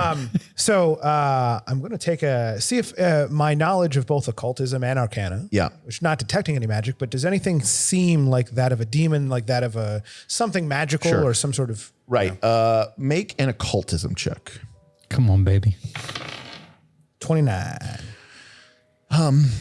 Well, I've been only rolling fucking bombs today. yeah, you've been rolling really well. I hope we get in a combat and it's a ones. Yeah. So the only Can't thing, use fireball. The only thing that in your experience that Lucky would be this afraid of, and that wouldn't have that's unnatural, would either be something that was. You actually get the sensation that it wouldn't be anything extraplanar, nothing demonic or diabolic, something fey, like a creature from a fey world, but you're a gnome. So you feel like it's probably pretty used to that. It could be something. Primal. No, again, he'd be very comfortable with that. Like if it were a grizzly bear, he'd be It could be something like horrific and aberrant that isn't necessarily a demon, but is also unnatural, like something like one of those sin spawn Or the undead. or the undead. Now, the footprints that we saw were those. Humanoid barefoot. They're humanoid barefoot. So It's a little skewed in the sawdust. Right. So he only rolled not he only rolled an 11. I'm not giving you more information. than that. That's what I know. Fair enough. It could be an was not undead's a footprint. boot. Father Xanthus had similar. They tried to take his body for the. Well, that's why I was wondering if there was a cult Okay. because Maybe of it's his like an jaw being Emotep type removed. of If they're thing. if they're trying to do another ritual with body parts, like are a there any resurrection. other body parts on her that are missing? glaringly missing. I mean, it's a whole We hodgepodge. can't really tell. I mean, it's a little bit like feet are there. it's a little bit like a jigsaw puzzle, but Okay. I mean, it does seem to be she's mostly intact. Okay. I don't know if intact is the right word. Most of her mass is still there. What's that from? Where it's like All I dead? think it's from Harry Potter, where he's like, well, the important thing is that the bones they are intact. They're just not here, but it's all together. Yeah. With his arms rubbery. Yeah, exactly. Yes. All right. You guys want to go check that axe? Yeah, Yes. sure. Let's take a look at that axe. All right, so you find that there is a hand axe embedded in the floor near the log splitter chute, which has been kind of thrown to the side and kind of stuck into the wall. Maybe as if it had been thrown, strewn, or otherwise dropped there. The handle is covered with bloody finger marks. And looking at the head reveals two things of note. First, there are smears of what look like rotten meat Ooh. and fragments of bone stuck to the blade of the axe. And second, now like Lucky, you can smell horrific odor coming from the axe. I just don't get it. Like what you said, the axe is on the wall or it's just on the side? Yeah, it's like thrown to the side. Is it Can we- sulfuric? Smell? No. Go ahead and make a perception check there, Gorre. 26. All right, Gorre. So as you lean in to get a good smell, it's like a horrific, horrible, rotten smell. But as you smell it in, suddenly you feel your breakfast catching in your stomach. Make a fortitude save. Don't lose your lunch. That was expensive. 25. All right, you avoid being sickened. It's so powerful that you almost immediately start retching. Does the axe seem out of place for a standard mill? No, it's a So it seems like it was from this mill. Yeah. Not someone brought it from outside. That's a good question. So who can hold their breath the longest? I mean, you can get close to it. It's more like if you get in close to really smell it. The reason why I ask is, It's like a chemistry set you yeah, have off. can we pick it up and match the hand fingerprints? Oh God, what do you to- think we are, CSI? If you can make his hand grab it, does it match that form? Is that what was used in the struggle? Gorre? I suspect that is the case. or something like that, because the things So you that think something burst in on while they're doing it. yeah, and then he used an axe to defend himself, and that stuck Grabs into the this axe. stinky creature. Right. Because it was And then- it was lying there, and Yeah, he got it pulls it out, throws it away. and then Well- kills them both. He got a swing in. We didn't kill I think The Yeah, creature or whatever it was killed both of them, throws her in the chute, or kills him, or by accident, hangs him up on the possibly. hookers. Yeah. And then And the then axe was used to defend, trying to defend himself. they came I in on suspect that him. the culprit has an axe wound on him. Correct, and I would agree with that assessment, and that's why I want to verify that the bloody fingerprints are that of. to rule out the guy on the I ground. don't know what kind Well, no, of because they would be check that his is. fingerprints Do we have because it would CSI match check? his hand. You're right. Yeah. I mean, a lore skill that would be appropriate would be probably the best one, but I would say medicine is going to have to be the most useful. Senor skill. Gorre, would you mind? Oh, I like Gorre. the roll, He does, sir. I he does like what he the does. roll. Gorre does it in combat He's and just not a in crit combat. kind of guy. I mean, I don't know what to tell you. I mean, crit happens. Hashtag crit happens, ladies and gentlemen. I love the use of buttons this episode. You know that. You know that. So Gorre, you get a good whiff, you recover from the nausea, and then you go full forensic investigator on this. Sorry if I'm bringing a total from the size of the handprints, you can tell that this weapon was wielded by the woman. Oh, So she was using it interesting. That's when my they- girl. was Was. my girl. From the Parts of position, her- from the position of the blood wound, from the position of the axe wound, you can tell that she did not know what she was doing. Yeah. Well, and the position of her fucking corpse. No, I'm meaning like she knows how to handle other things. She was Nice. holding, she was like Positions really now, come on. choked up on the axe. Yeah. She wasn't holding it near the bottom. She was holding it near the top. She So does- a she quick- knows how to handle other things, not an axe. You theorize that it's possible that she may have swung at the assailant, struck him, and then maybe either before, after, or during the killing of the other man. And then from the position of it, she lost grip of it. It was probably either maybe knocked aside or thrown aside. And then maybe she met her untimely demise in the chute. But whatever this stuff To is the on the gods. axe blade, it is something that is, one, connected to the killer, and two, from the smell of it, It's like this meat is like weeks rotten. so like an undead potential. Absolutely. This is not. If this wound was fresh from last night, there is no way it could possibly be this rotten. Yeah. So there is something supernatural at work. So that also points out too that she was not the creature's target. The creature was specifically gunning for him because it attacked him specifically coming to the mill. That is correct. And I should also note that because Roy rolled really high and you guys did really spend a lot of time down there, Shayless, despite her hacked up, exploded appearance, did not have the 7-pointed star carved on. Well, She was there's nothing incidental. of her left to do that. Alan. Come on. But remember, he the man, Harker, he received the brand pre-death. So some undead dude, let's recap. So some undead dude shows up. These two are in the mill fucking, banging. They are fornicating. They are sharing a smile. And then some undead creature breaks in and starts with the goal of, hey, I need to put the symbol into this guy, this mill worker, and put him up on the wall like Game of Thrones season 8. And then he's doing that, and incidentally, there's a lady there. So he just dispatches of her, throws her down the chute, chops her up, whatever. She gets sawed up. Who cares? She was just there. But he was the reason that he was there. The guy was the reason that the guy was there. Correct. To Well, put she the symbol showed up while it was happening. Well, no, she was. No, I bet she was She was there, probably yeah. there because of them being right there remember, at the same time. You rolled really well in the society. It's likely, maybe. Now remember, you haven't talked to Ebor Thorn yet. Which is, Other guy that was he's supposed to next be on the working. list. He is definitely next on the But list. from what you know about these trysts, she would come later. You know, it's not like, you know what I mean? She would show up at some point during the night. You're right. So she might not have been there. She might have shown up, saw what was happening, grabs Par the for the axe, course, tries to throw it. That's a possibility. I agree. But So my she could've question is, she could've been the why first discoverer. would something? Right. That's right. Why would something want this guy? He's just a mill worker. Is it the mill Oh, that's a great question. So, or is it the guy? And well, what all right, relation does Bob, he have to the go ahead and other make murders? Well, let's go ahead and make a knowledge society check. Or I'm sorry, society check. Society check. To see what you know about, what's his name? Harker. Yeah. Dan Harker. roll high. Dan Harker. Ooh. Not bad. 25. 25. Okay. Well, here's what you know about. Seems a little odd, guys.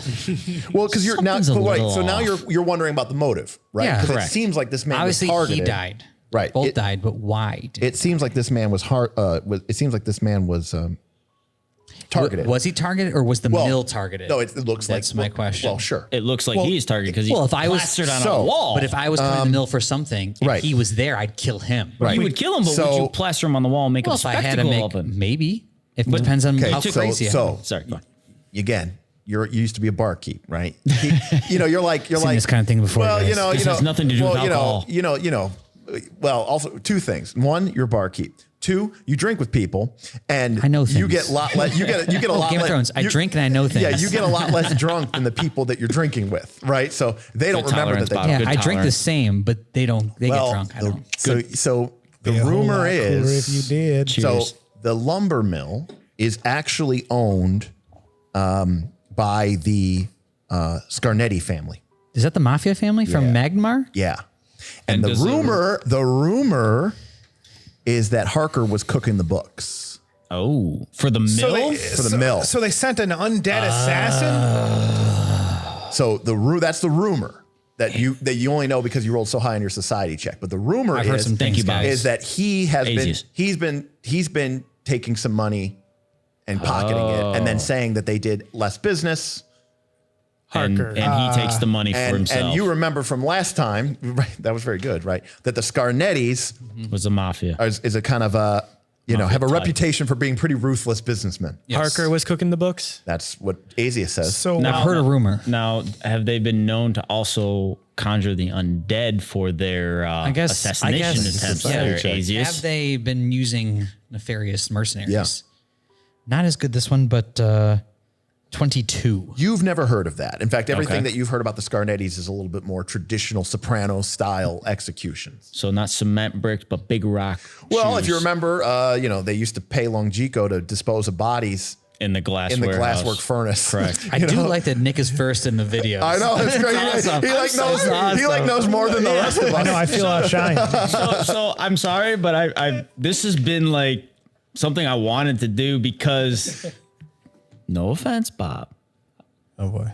the great dungeon master over here has my- really it's my master. has really just sucked me into it. That's why I was wondering, hey, great. where's the 6th episode? And then we're like, oh yeah, publishing number 7. This is I'm like, why I wait, feel what the hell? Where bad. did the 6 come from? I feel bad that you have me as your normal. No, I just like to play and not this Derek. stuff. This is the type of thing I so like. what you know from your work with the Kaijitsus that the Scarnettis had previously been involved, but you've also heard that the Scarnettis, they've burned down. They're mostly like kind of like a mob family. They're involved with a lot of industrials. They're involved with lumber. They're involved with mining operations. They've been known to burn down competitors' lumber mills. They've been known to send ruffians and bravos to other mining operations to run people out, Nothing to like cause this. accidents, but nothing like what you suspect. Seems odd. Can I ask? And certainly they don't go about carving 7-pointed stars into people's chests. Well, they could if they wanted to cover it up. True, but as Burl has told you, that is a pretty ancient and arcane But he's been symbol. flaunting it around. But it You know, also he looks seems good in it, so It he's looks been wanting to perfect. flaunt it. It looks like it was meant by a worshiper. Right. Someone that would know how to exactly. Yeah, in carve fact, this. you know what, Matt? You rolled really well on that occultism check, right? I've rolled well on everything today. Yeah, so I would my say God. that, wow, showboater. I would say that you definitely think that, this was a ritual murder. Okay. Like this person killed this person in a very deliberate way. The death of the girl, incidental, Is unfortunate. coincidental, right? She just happened to be a bystander. This guy Innocent was bystander. specifically targeted. He was affixed to the wall. This symbol was ritualistically carved into his chest, and then he was slain. And he your has no knowledge of jaw your knowledge of the occult tells you that means something. That by preparing his body in such a way that this murderer was definitely, enacting some sort of ancient ritual. Now, what that ritual is beyond you. You don't know. Now, remember, there is Professor Quink in town. Oh, I'm ready for Quinn. He's number 3. Before that, is the sheriff back at the sawmill? Yes. Can I All ask? right, we'll say he's back outside. Can I ask the sheriff if this was one of his informants? Because removing the jaw is similar to Cutting out the tongue. exactly. But an undead might just go, I'm not gonna be so quick and easy. I'm just gonna. informants. So he Was he an informant? Was he an informant to the sheriff? Oh, you mean like no? The sheriff did. The sheriff's like, wait, what? I didn't know he was involved with them at all. Okay. All right. So that was my question because we get this body out of here. Wait, you think that the Scarnettis had something to do with this? I just heard a rumor. I don't know much. Azius, your rumors tend to be better than most people's facts. So let's just say what I do know. Well, if he was involved, does that mean that Ebor was involved? potentially we have will to need to talk to him. But what I do know that if this is a part of something, Burl, By the way- should the body be here? By the way, just to let you know, it was my order that had Ven arrested. As soon as I told him, he started going off on a rant, telling everyone that he could know that he knew that there was a murder and that you were involved, Azius. He just knew. Oh, he knew it was me. Oh. Well, he suspected it was you. He Well, I knew can you tell hooked you up with it's- his He daughter. headed straight down there. Now, I had him arrested because I'll tell you the truth. Ven is known for his temper. Yeah, he seemed to be overreacting. Does he know Ray? took a few swing at him. He's a very controlling and jealous man. And I mean, you asked me how he reacted. He reacted with anger and shock. Oh, we know. Yeah, he took his anger out on I'm Azius. sorry that my guards weren't able to keep him back, but I don't blame he packs a mean right hook. Passionate. But if it was Vin, who is my primary suspect right now, because he would have had a reason and a motive. If he caught those two trysting, But not to his daughter. I know, but maybe in a fit of rage. No, Maybe she was accidentally knocked down. Maybe. Remember, the sheriff doesn't know about the axe. He doesn't Yeah, know about yeah, the yeah. claw marks. He doesn't know any of this stuff. Okay. You haven't informed him yet. Now, you don't have to. You might want to keep that close to your chest for right now. The undead remember, part, yeah, I don't know if I because would. remember, after everything that we're talking about, this murderer who may be undead or supernatural, who is somehow involved with this ancient star, in this ritual, occult ritual. Remember that Gorre's name was pinned on a note to this thing's chest. That was pinned on his chest. claiming the that- dead man. The dead Right, man. at the sawmill, not on At the the other. sawmill. At the Okay. sawmill. Sheriff, can we get this body out? Burl, do you think the body should be here if it was part of a ritual? Well, of course, the ritual's meant to be discovered and seen by the rest of the people here. So I mean, yeah, they wanted us to find This guy for was sure. displayed. But should it still be very much- here? No, we should take we it down. Get it from get it. Sheriff, can you have your men get it out of here? I will do. I'll take it to our morgue Thank you. along with the other 3 bodies. Thank you. The con men. Yeah. I have them in, basically they're like laying in like a Are they over there? Nice. cellar. They're back at the town garrison. Yeah, okay. Bring 'em I don't know with if I you. could just do a quick check. Oh, because Take it around wherever they go. It's their carry-on. I'm using it as an amulet, you see.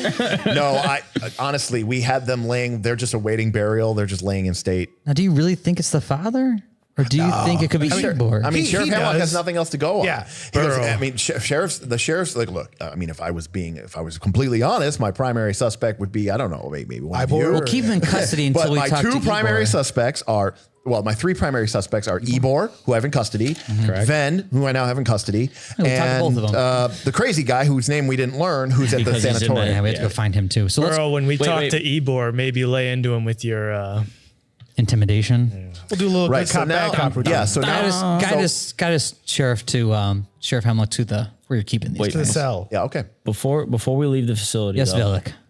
are there any other secret rooms below it or anything like that, like at the glass warehouse that we can potentially see? So Gorre had taken a look around upstairs. You took around Not down, not downstairs. So what's your perception check, Gorre?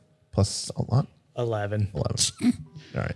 Gorre takes a look around the bottom level and it seems pretty okay. legit. I want to make sure it's not like the note. It was just writing. Nothing a magical about it. Nothing. No You one, want me can, to no one can detect detect magic? magic. Why have anybody you want not to- detect magic? What level spell is it? I don't It's a think cantrip. Oh, it's a cantrip. I don't know why if- don't you can have it? primal? I imagine primal can. I think it's a primal one. I think a few of them have it. I think everyone. Yeah. does. I think it's available Everyone to but every girl spell. has Not his style, okay? I get it, but this one thing that we are struggling with. but I don't want to learn. Look, things. I took Arcana and Where is Aaron and occultist. Tim?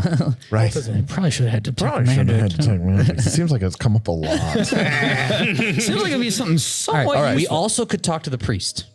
We'll get there. I think that going right to Ebor. Is, Yeah. the I'm next with you. best guess. Okay. So Sally, Sheriff, good with that. All right. So the sheriff leads you over to. is the crowd dispersed by now or no? Yeah, I mean they've mostly been The gnome scared him away. He did, but then now there's a growing problem. Oh. because on your way over to the town garrison, you suddenly hear a bunch of people like shouting out. Now Ven may have a lot of temper, but he's been in this. He's lived in this town his whole he has life, sway. And we're he's got new. he's got sway, and so people start saying like You did it. they're like, hey, Azius, what's going on? We've heard you're involved. Is it true? Is Ven's daughter dead? It wasn't me. Bam, bam. So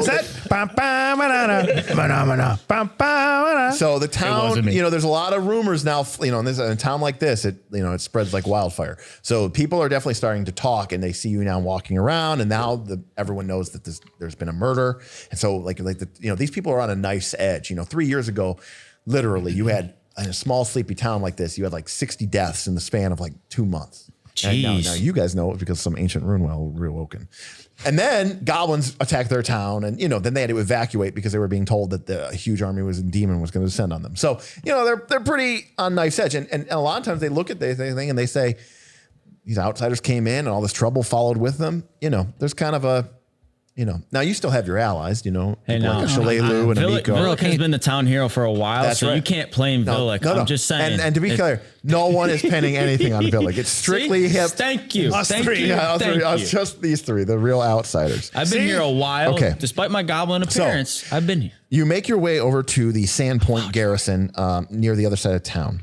And as you come down, you see that they're inside the garrison. In the back, there's a small stone holding area, which only has 2 cells. On one is Ven at the end of the hallway. Okay. And then closer to you is a man by the name of Ebor Thorn. He's a young, short, brown-haired man who is wearing like a leather apron, looks like, like a woodworker. Maybe got some sawdust in his ear. Like he should have been there. Yeah. And he's sitting, his hands kind of in his face, oblivious to your, appearance as you guys appear outside of the cell, even as you kind of make your way in. Ebor Thorn, tell us what has happened last night. All right. So now we're going to be introduced to a little bit more of the social rules of Pathfinder. So don't intimidate him too much now. No. Well, girl. You absolutely can, but when you meet an NPC or you interact with any sort of creature, they have what's called a disposition towards you. Okay. So a creature can be hostile. Okay, which means that they actively want to kill you. They actively want to hurt you, and they actively want to harm you. Okay, they can be unfriendly, which means that they don't like you, but they won't attack. But they're not going to attack you. But they're not going to help you, and they wish you ill. They can be indifferent, which is pretty much the default. Okay, they can be friendly, and they can be helpful. Now, a friendly character is like the opposite, right? A friendly character is like, yeah, these guys are good guys and stuff like that. Hey, will you do me a favor? I mean, if it doesn't really cost me anything or put me in any sort of risk, no. But if someone's helpful, then they will go out of their way to actively help you. Hey, bro, quick question, if you bro. can think, no. Okay, sorry. I just really want to. Yep. Okay. It's itching. Should before we get there, before you start yelling. I'm going to go pee while you just Okay. Does it make maybe any I don't yell at him. Okay, so does it make any sense? Okay, we have 2 cells. We have 2 cells. Right. One is the guy that we want to talk to. The other one is the guy that hates me. Correct. He doesn't really hate all of you, though he suspects us all. He really hates me because I was sleeping with his daughter. Slept. You didn't tell us you did more than once. Again, it only takes one time. But what I will say is, does it make any sense for you guys to talk to, I don't know how close these cells are, but you to talk to the other guy, me to go and let this guy beat me up a little bit, get his anger out. All right, I can take it. Yeah. But then when you guys go to question him, I not be there. You see what I'm saying? Because I feel like When we question Ebor? No, the father. Oh, So I assume we're going to question both of them. So that's a good question to the How close are these dungeon cells What together? if you yell Well, no, at the not just that, father but to scare Ebor? about 5 feet apart. So I could go let him take out his anger on me. But does, to his point, where they have the feelings towards us, basically of what he just described, But not towards you. right, Yeah, towards you me. have something But does similar one person being there automatically something shut him down to similar to everybody? intimidation Is what I'm that's getting like- at. Like I mean, I don't, it can obviously affect. So okay. So again, we're this is metagaming. Sorry, Diplomacy. Diplomacy. okay. Well, it's diplomacy, or you can even do deception to try So- and lie to that person. Should have to took get them that to- charming. So ancestor. there are, okay, so getting back to those dispositions, okay? So obviously a creature is going to help you depending on its disposition with you. Right. Okay. Now there are different skills that you can use. Now remember, the game and the actions follow each other one to one, right? Which means this: you can't say I make a strike at someone. You say I swing my bastard sword at them. And we know that in the game terms, you are making a strike action, and we're going to roll your dice and add your strength or your strike, your attack bonus, and that's how we're going to determine whether you hit them or not. Well, the same thing's true in interacting with people. So you're going to say, I want to do something, we're going to talk, and we're going to explain something, but at the end of the day, that boils down into some sort of game action. Okay. And that's where it usually relates into things like diplomacy, deception, intimidate. So for example, one of the things that you can do with diplomacy is request. Okay. You make a request of a creature, but they have to be friendly or helpful to you. Okay. But another thing you can do with diplomacy is called make an impression. With 1 minute of conversation, you can attempt to make a diplomacy check against their will DC. And if you are successful, modified by any circumstances that I, the GM, see fit. Maybe bonuses, maybe penalties, good impressions. And then if it succeeds, you improve their step by 1. If you critically succeed, you improve their step by 2. If you fail, you fail. But if you critical fail, they actually hate you more. They hate you more. So now the good news is that good impressions or bad impressions typically last for the current social encounter. But if there's enough of them, that can potentially over time make this person permanently friendly or permanently helpful. Now, consider alternatively something like intimidation. And one of the things that you can do with intimidation is coerce. Okay, and that's where you're basically interrogating them, right? With threats, either veiled or overt, you can attempt to bully a creature into doing what you want. Spending 1 minute of conversation with the creature. At the end of the conversation, make an intimidation check against their will DC, again modified by any numbers that modifiers that I see fit. And if you succeed,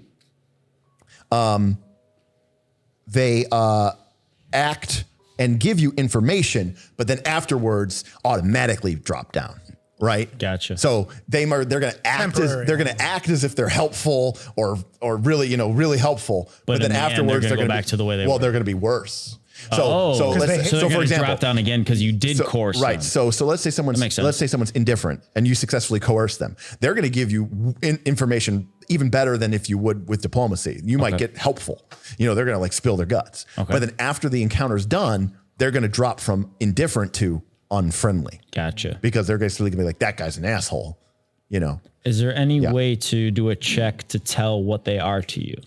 That's going to be something that you more suss out through conversation, role playing with them. I didn't know if there was a perception check that you could say, obviously we know the father hates you. But that's my question. I can go in that cell, let him just beat the shit out of me, right? I mean, get his anger out. Yeah, let him calm himself down. Right. And then kind of tell him that just let it out, dude. It ain't me. I loved your daughter. Not loved. I probably shouldn't say that. Deception. So that's a lie. Okay. We haven't done this yet. I'm just asking our party. What should we do?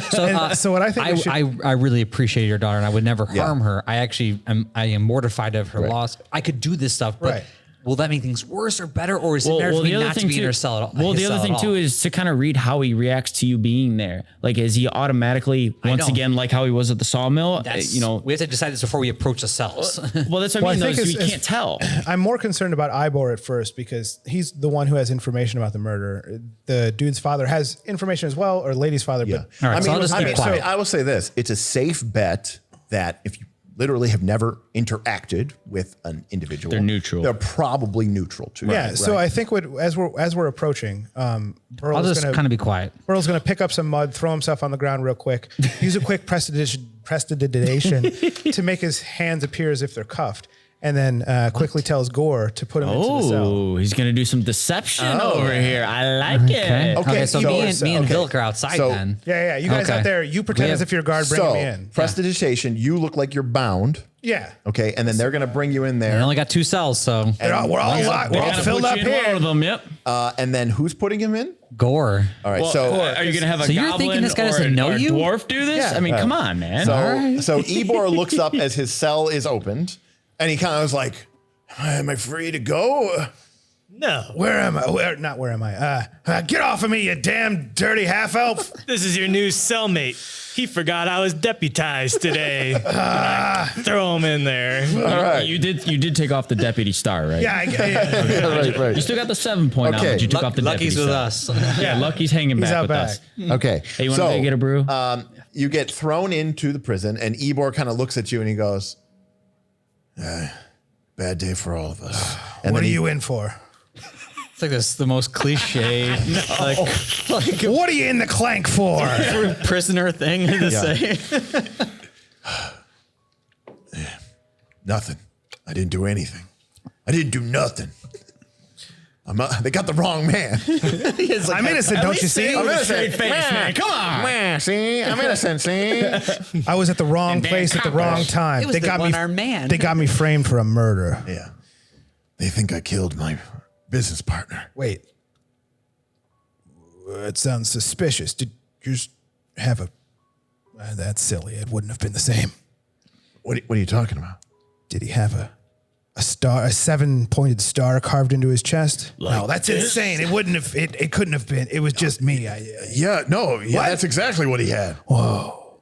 He was messed up, man. Real messed up. What is his acting check? Matt, Usually. Matt, make a lie check. Which Is that a part of deception? deception, yeah. 28. Jeez, you rolling up money. yeah, you that's just what I'm roll talking about. money. Yeah. Oh, by the way, part of perception is sensing motive. So I would say that with perception, and if you interact with somebody, you can make a perception check, not right away, but after a few moments of conversation with them to sense what their general feeling is towards you. Okay. Yeah. So like someone might actually hate you, but they're trying to play hide themselves it. off as if they don't hate you. And then you could sense that motive with a high enough perception. You're kind of keened into it. Yeah. So this guy buys the thing, hook, line, and sinker. He's like, wait, what do you mean? What's going on? You got to tell him it wasn't me. I know. I was down at the fur trap shop and I was working overnight. And next thing I know, I come around and my partner dead on the ground. And his my other partner, there's 2 partners there. One was dead on the Good ground. thing you rolled really high. The second one was fastened on the wall, All right. with some rudimentary hooks and had a 7-point star. Rudimentary. It was gruesome. I have no fur idea. hooks. I pass out. The sheriff comes over, thinks I did it all, and then this dumb half elf walks me in, and now I'm here. I've been framed. I mean, like the same thing happened to me. Listen, I went to the mill Yeah. to try to make sure to get some work done because I knew it wasn't going to get done. So I got there, and then I come in about 6 a.m. I don't even know what I saw. Honestly, like even as I think back to it now, it seems unreal. It seems incredulous. I can't believe that a Harker would, that someone. You know, So I ran. I found the first town guards I found. I told them what had happened. They got the sheriff. They went and examined. They asked me to come back in there. I couldn't do it. And so the sheriff said something about, you can't go back to the scene or something. And then they put me in here and said they're going to question me later. And now I don't know what's happening. My business partner is dead. And I don't know if they're coming for me next. I didn't have anything to do with it. I didn't have anything to do with it. I mean, I swear. All right, Matt, go ahead and make a diplomacy check. Come on. Oh, it had to even out. It had to even out. 13. 13. Well, the good news is this guy's will save is very low. Yay. And maybe he was a little... And because of circumstances, and he thinks that you He's a guys are little in it dis- together. he's a little distraught. So that's not enough to push it. So that's not a critical success, obviously. But with the bonuses that you got, it's a success. So it's enough to move him to friendly. So he's like, so what that means now is you can use your diplomacy to make requests of him, right? And and you said I can make a perception to see if he seems sincere? Yeah. In his he's lack of guilt? Yeah, if he's trying to lie. Yeah. So yeah, go ahead and make a perception check, man. See. So now we are 14. I mean, this guy is really shook up. You don't even know if he really knows what he's saying. Does that make sense? Yeah. Like he believes it, Yeah. but like he seems so shook up and crazy about it. Maybe he did. You don't know. So now with us being basically outside the door, from the cells area, is there any way for us to communicate to him to ask questions? Not really. specific- Okay. Not really. Not in a subtle way. I mean, unless you literally want to enter into the conversation. No. I just wanted to double check. Yeah. Because if I give you questions to ask, it's going to be like, I mean, metagame wise, magically out of the norm. Like, hey, ask him this. So there's two things to consider. You can. Yeah, I mean, obviously we're playing a game here, like, so hey, Matt, I think it would be helpful. I'm not upset if you're, I'm not upset if you're asking Matt and you talk as a group. I guess that's what I'm asking. I don't expect you to sit there quietly and say nothing. Well, now the case could be that like if your character has secret information that none of us would. Right. No, I understand that but if it's portion, just but like just like something a general we all know. question. Yeah. Hey, can you ask this? Yeah. Like, I know we're outside the door, That's but is there fine. any way to communicate? Okay. When I walked in, I got a good look at the guy. Was there any like sign that he was an attacker? Like he had a struggle. Make a perception check. Okay. A little seek action. Very That's nice. 25. Yeah, so he didn't have anything on him. And from the carnage, Including shoes or no? Well, we know that the assailant was attacked. That's a real question. One of your clues is that the killer did not have shoes. That is a fair point. That is a fair point. Ooh, he gets applause. yeah, he's wearing shoes. Okay. But from the amount of gore at the crime scene, this guy's outfit would have had Pristine. He would have had to been coked in blood. Okay. He has a little bit of blood on his shoes, but if he entered the From place, trekking the place. the place was coated. So if he stepped in a pool or puddle, they were all over the place, and he would have gotten there a few hours before you did. It would have been a bit more fresh and likely to be pooled up. And he wasn't expecting to walk into a charnel house. He was showing up Can for you, work. Can you ask him why? And I know like with this conversation, it's kind of might be tread lightly to it, but can you ask him why he wasn't working that night? Because he was supposed to be there that night. Correct. And that's what I'm saying. Why was he not there? But he said he was coming in at 6 a.m. Right. But So- without giving myself away, how would I know that? I don't know. How would you? I love working the night shift. Let me tell you what. I'm so used to working overnights. Lightly with it. I don't know how you're going to ask that. I got to admit, I always hated that man, but for the first time ever, I'm actually glad that he was such a son of a bitch. I was supposed to be there too. I could be dead too, but Harker likes to have his girl over, so he, you made lows for a little bit. we've really fallen far behind because he's been so busy. But especially after the Sandpoint attack and the goblins, and so anyways, he told me not to come in till 6 because he said he was going to cover for me. He said he had to mill some wood, if you know what I mean. All right. So I hung back because I don't want to get involved with that, and I knew what he was doing, so I just let him do whatever he does, and it's under. Did you get a glimpse of the perpetrator, the man? No. beast? I barely saw anything. I stepped in some blood. I saw the body. I knew something terrible had happened. I took a few steps towards him, and then I saw what I can't unsee now. I didn't even know that Shayless had been killed. The sheriff had to tell me. I didn't even see what I can only imagine. She was down the chute. I know, I would guess. I know. I don't know. I would guess she was down the chute. Listen, I've worked in that lumber mill for almost 5 years. Subtle, real subtle. I'm sorry. Make a deception check, Yeah, Matt. that was absolutely. Yeah, she was what shoot are you talking about? Good roll. Wow, you were like a psychic. It was the same. The fur shop that I work at also had a chute, It's where we send the fur bodies. and it just cuts them all up. them And up into furs. that's where I found my second partner. Can you ask him if he took anything with him or if he found anything somewhat? I think I would. My guess is that he broke the fuck out and just No, I don't want to say anything because I don't want to end up dead too. Yeah? But I know who's behind this. wait.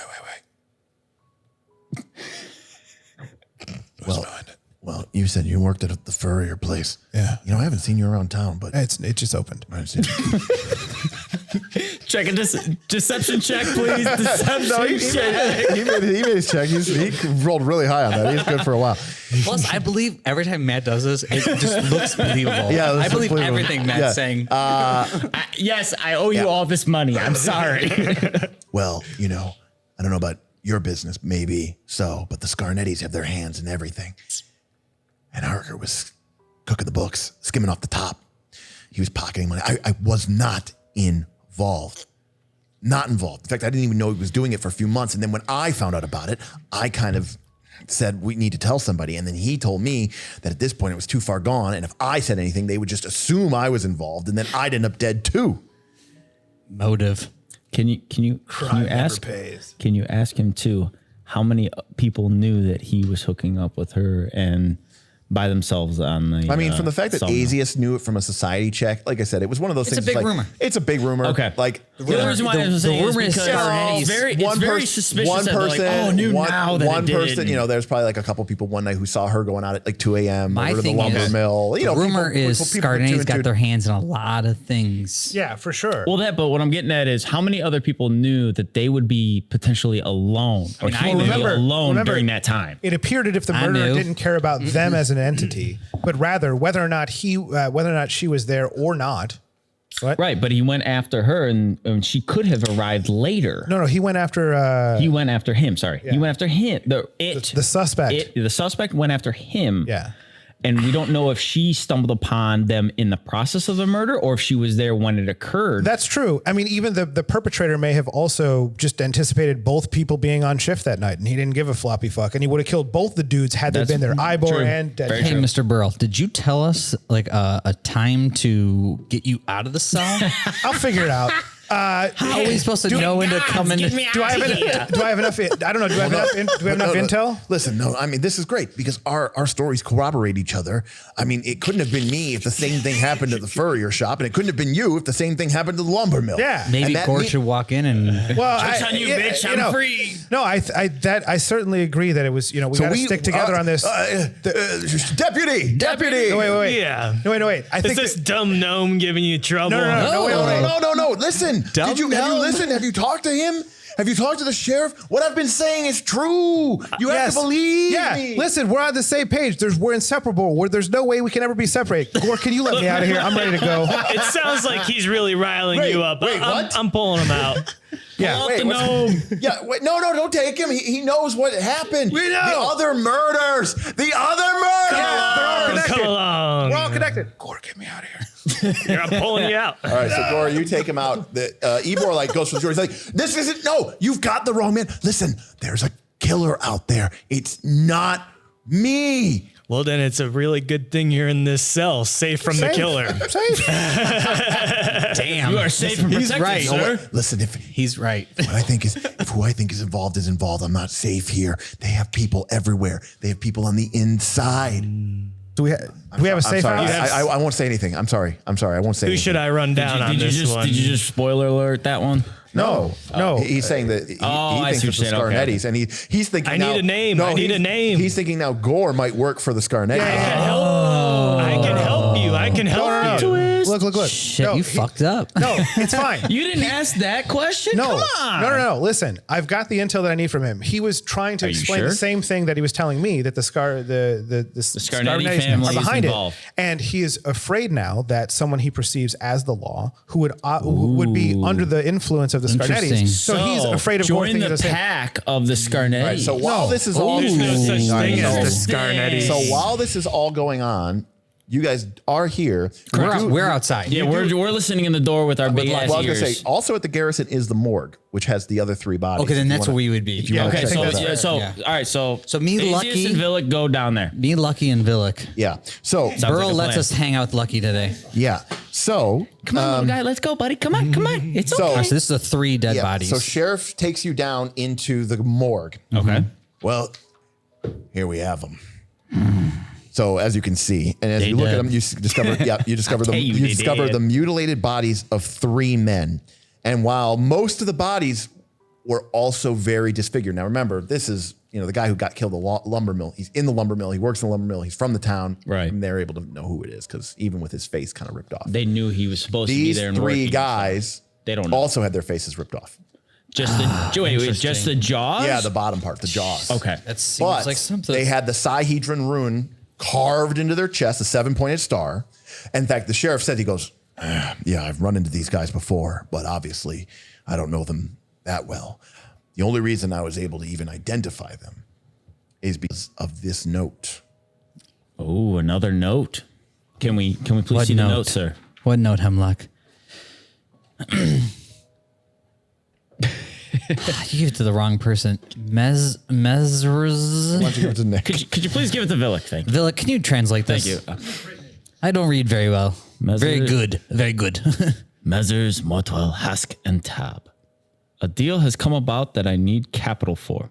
It involves property and gold, and though I am not at liberty to tell you the exact details, it will make us all rich. Come to Bradley's barn on Cougar Creek tonight. We can meet there to discuss our futures. Your lordship. Mortwell, Hask, Tab. These are names I know well. Which one was the These one? are the three bodies. These were the 3 dead guys. No, there's 4 names. No. No. There's three. There's 3. Messrs. Messrs, Mortal? meaning like messieurs. Mister. that was That's the plural form of misters. Hey, you understand? Ah, come on, you dwarven 'Cause- fool. Right, it's the plural. Yeah, in common's not your first language. Jotun is my Jotun. language. It's not alcohol speak, so he doesn't understand. This is Tark. This was on the body? Yeah. Well, yeah, but not pinned like the Gorre's note was. Oh, in a pocket? Yeah. Oh, so they had this on their person. Yes. In fact, it was on Mortwell's. But anyways, yes. Tarch Mortwell, Evner Hask, he's and not with Gedwin. us. And I know. And I tell him Gedwin. eventually.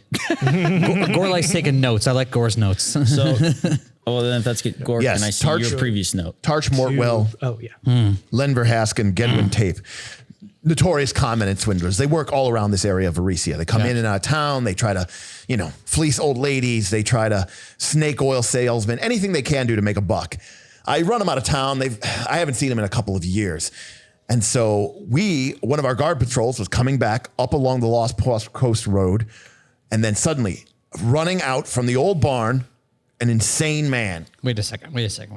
Rambling, screaming, his flesh, his eyes were sunken into his head. He looked like he was sick or dying, like a man with rabies. He went on and on screaming about the horrors. We couldn't make any sense of it. When the guardsmen went inside, they found these 3 bodies. This was 2 days ago. So there's 4 people. Correct. But the 3 bodies are the only 3 that are on this note? Yes. So Yes. the 4th guy, you don't even know his name? Don't even know his name. So he's he's a just a- random. he's just a I've never. rando. This note was meant for those 3 dead bodies. And that 4th guy, the dude, I've never seen him before. Maybe And unrelated. he has not. And this body was found on Mortwell. You said. Yeah. We Okay. really need to Or go- this note. We Sorry. gotta get to So what's his faces, so here's an Hobbs. interesting thing, and I don't know if I'll need a check of some kind, Yeah. but So the so- handwriting matches the note that was also pinned to the sawmill victim. yeah, it does seem to be the same. But in addition, the Good- bodies good of all meta check. 3 men are laying Thank you. nearby Thanks. in a cool basement room, not far from where the jail cells are holding Ven and Ebor. Now, decay has begun to set in. These bodies are a couple days old. But Okay. after seeing your actions, you can tell that all 3 bodies bear the same kind of claw marks Interesting. that were found on the What about Were any- on Harker. deep gashes that were seen? with the blade. Yeah. Only seems to have been used to carve the rune. Now, can we Interesting. also determine if they were alive or dead when the rune was We'll have carved? to make a medicine Alive. check. It was alive. Yeah, I mean, Gore's in the area, so Oh, okay. So were the bodies also found in a similar fashion, pinned up against a wall, No, or were they they were on the outside. ground? no, they were just inside. Okay, so they were just basically dead. Well, so whatever happened to do it. Sort of. Okay. It was weird. Ooh, gets weird. Yeah. None of them was restrained. See, that was my question, because how can you carve a insignia on somebody who's alive Correct. without them being restrained, Exactly. paralyzed, or poisoned, Mind controlled. or Something. or some good- kind of act Exactly. of And the magic. sheriff's like, I thought that was very strange as well. You see, when I found the second body this morning, that made more sense to me. When Correct, I found 'cause these, he's hooked up on the wall. I didn't know what to make of it. I almost thought, was these self-inflicted? But the man was very crazy. Now, I've been doing some research, but Azius, maybe you can ask around. You have a better nose for this than me to try to figure out who this 4th man was. I've got a description and not much else other than he knew these people, was working with them. I mean, he was on the site, so I don't know. He could have been the person who killed him. So the sheriff tells you what he knows about it, Azius, but that's up What do you to know about Bradley's barn? What's the Cougar's Creek? Cougar's Creek is just a small tributary of the Turin-Randolph River outside of town. It's an old barn area, but when the goblin attacks got really bad a couple of years ago, the family there moved back east with some cousins and some aunts and uncles, and they gave up the property. But this is 2 days ago. Yeah, Correct. Has You anybody saw this note or no? This note was found in his pocket. But Sheriff, you saw this note. Yeah, Has Did anybody you go gone to? to? Yes. Did you go that's to? where they were found. Wait a at second. Cougar's Creek. So they were waiting for their lordship at Yeah. Cougar's Or Creek. they might have I seen don't- him and then. I don't know what happened. Yes, correct. Now I understand. Based upon That's- the note, they were that's where the supposed to bodies meet were your found. lordship So the 3 con men were instructed to show up at that point. because they were enticed by the. They got couldn't this tell the note, details, but they go were going to there, make us all rich. And then something happens, they die. Correct. But there was a fourth person who we don't know who they are. It was running out, or maybe Which not, we don't which know. could have So- been, hey, we're going to do a potential heist. We need another so person. This is another thing. This is actually something that you're actually particularly good at. Come because of on, your- Azius, because you of- could do this, man. Well, maybe, I don't know, because he's got a bad charisma, but he raised it, which is good. One of the things that you can do with diplomacy. I did not. Well, I raised it from -1 to 0. So one of the things that you can do with diplomacy is two of the things you can do with diplomacy is you can make an impression, which allows you to shift someone's attitude from, being indifferent or unfriendly towards friendly or helpful. The second thing you can do with diplomacy is make a request of someone, which is where you say, hey, I want you to do me this favor. And Can you do that to dead bodies? You can't. You can? You cannot. I was like, Well, the reason why that's because the only other person in the room with us right now is the sheriff, correct? And Gorre. And Gorre. So the sheriff should, I would assume, would be in good standing with us. Yeah, of course. Oh, he is. yeah. So then, But you can't Well, do it. hold on. You can't do it to dead Look, bodies. Let's I'm let him sorry. finish Dead his bodies. sentence. well, that's what I'm asking. Just hold on. I'm Wait, wait. sorry. No. There's nothing magical about diplomacy. You're just talking to people. Right. Yeah. Well, you can't convince a corpse. Continued I understand. GM I Master apologize. Derek. So you can make an impression to improve attitudes. Correct. You can make a request of someone who you have a good relationship with to do you a favor or to answer your questions. And the third thing you can do with diplomacy is called gather information. And what that represents is you sort of like talking to a bunch of people Okay. and sort of trying to, listen to the rumor mill. So like Now, through town, try to figure out who this fourth person possibly exactly. is. Now, gather information, the only difference is it does take time. It actually takes a fair amount of time. However, Azius has the hobnobber skill feat. Exactly. Look at you. Because of his time as a barkeep, people just talk to, what bartenders are. You just tell everything to the bartender. So it's like a barber. Heard some things. Exactly. So Azius has the hobnobber feat, and what the hobnobber feat allows him to do is when he goes to do a gather information check using diplomacy, it only takes him. The gather information exploration takes you half as long as normal. And how long does it normally take? You can only Twice as long as it would for Azius. yes, twice as long as normal. Oh, thank you. This guy. Right there. Math Yes. is his expertise. So usually it takes several hours, but Okay. he could do it in as little a time as an hour. Okay.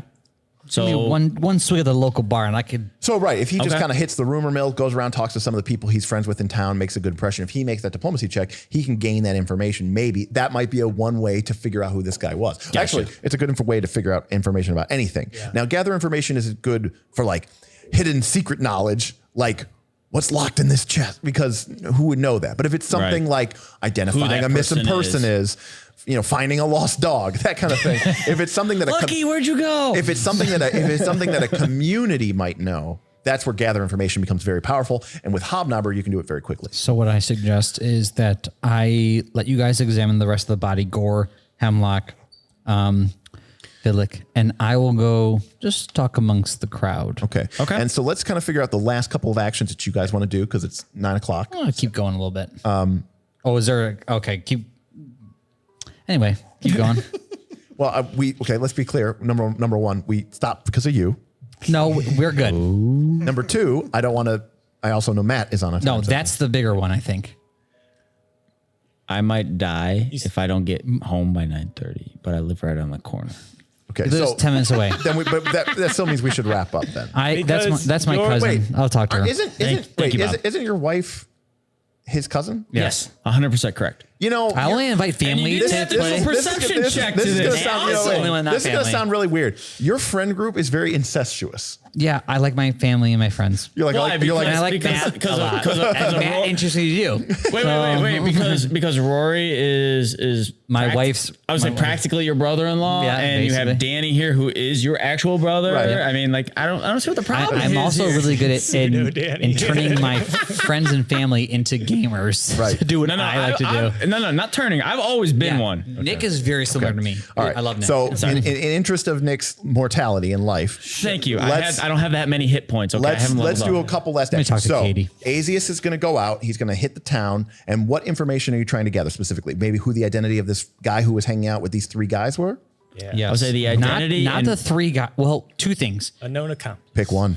Ooh, you can't roll that. Actually, high, you know man. what? You have Hobnobber, so you can do it in twice as much time. So I will let you make 2 checks. So my very 2 nice. questions are, one, who the guy was. Okay. That we the guy murderer. that no No. the guy that's at the institution. Who's the murderer? Does anybody know that? Can we just? the sheriff? And 2, what do people think the 3 ruffians were involved in? Well, Okay, do you yeah. want to do that, or do you want to do what is the tie between him No. and the 3 ruffians? No, Okay. I want Or to know do you what the wanna 3 guys know- were involved I mean, in. if you know who the guy Maybe is, you could might ask learn something who's- about him. Okay, fair If enough. they've heard of the pack before. Well, just to well, be that's clear, I'm I hoping. think- That's kind of my Oh, I see what the you're saying. So pack, what- the 3 guys, like what's their involvement? Well, because Yeah, they don't. so- they don't Fourth- mention anything the about. first question is who the F is the random guy, and then the second question is like what's this these 3 guys that packed, like, what- what's going on here? Because they What's don't going mention a on here? pack at all in the note that was But left it's- in that bite. That was on the one that was pinned in the sawmill. That was But the they one all addressed say to Gorre. lordship. That was yes. That They was, say lordship. They both do say your lordship, correct? But there is no mention of a pact or Interesting, pact very good. in, All right, in so this note. What, so Something. Aziz is going to go out and canvass the town. Okay. And just so we're clear here, I'm just gather going to information. drink, guys. It says you Yeah, canvass. that's why you left. That's the main priority. You canvass the local markets, taverns, and gathering places in an attempt to learn about a specific individual or topic. I will set the DC of the check and the amount of time it takes, typically several hours, but sometimes more, along with any benefit you might be able to gain by spending some coin on bribes, drinks, or gifts. So I might offer you an opportunity to earn more money, but it's going to cost you. Okay.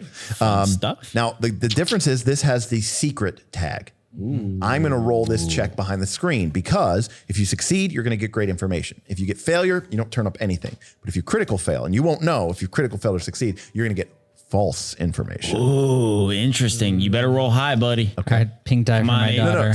No. I roll. It's a secret. It's a secret. I just No, you explained. don't know anything I just now. explained how that's a I secret. thought it was check. a secret check that I have to beat. Sorry. No. Apologies. No, it's fine. GM. Okay. Now I will say this about the DC. It's going to be a little bit higher because right now people are a little sus on you. Oh, because they believe- well because of the yeah yep. because Ven Vinder basically was like, this guy was sleeping around with my girl and he got jealous because she was sleeping with this guy And he's he's killed- just a and he no good killed them all. dwarf adventurer. He just killed him. Who else could do it? Look, I'll sleep with any of you, but He's a barbarian, right? When he came to the town, he was just a little alchemist. Oh, I'm just a barkeep. And now suddenly he's this raging demigod of fury. No. He lost his shit, went full rage, and murdered my kid along with her lover Move to because he convict. was jealous. I object, Your Honor. Hey, keep your mouth quiet. Well, he I wrestled cattle. don't. I'm Guilty, not, hang him. I'm not All right. raging. Okay. Just Yeah, when and with those potions he's been taking, you know, I mean, That's right. The Okay. juggernaut. So, Gorre, what about you? Well, autopsy the corpses. I thought of a new question. Yeah. Could the symbol be self-inflicted? Sure. Like they were trying to join the pack Yeah, or the so gang? we can figure that out. Ooh. Okay. Feel like anything you want to do before we end the session? I was going to ask the same thing. Is the markings that put Yep. it in the insignia? Is it the same style Yep. with the same blade, Sure. basically, as the sawmill Yep. victims? And Burl? Would it be Are too you much? still in the cell? No, Gorre got him out. Gorre got him out. He has now joined us while you went to go drink Right. and find out now. Would it be too much to speak to Quink? We'll do that next time. Okay. Next week on Yeah, next week. Lost. Stay tuned. Nights of Lost. Last call, not lost. Sorry, my mother was texting me.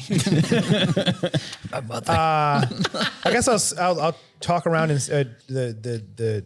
talk to the people around and see if they have any intel about the crazy man that ran away, or maybe Mr. Is he coming to the bar with me?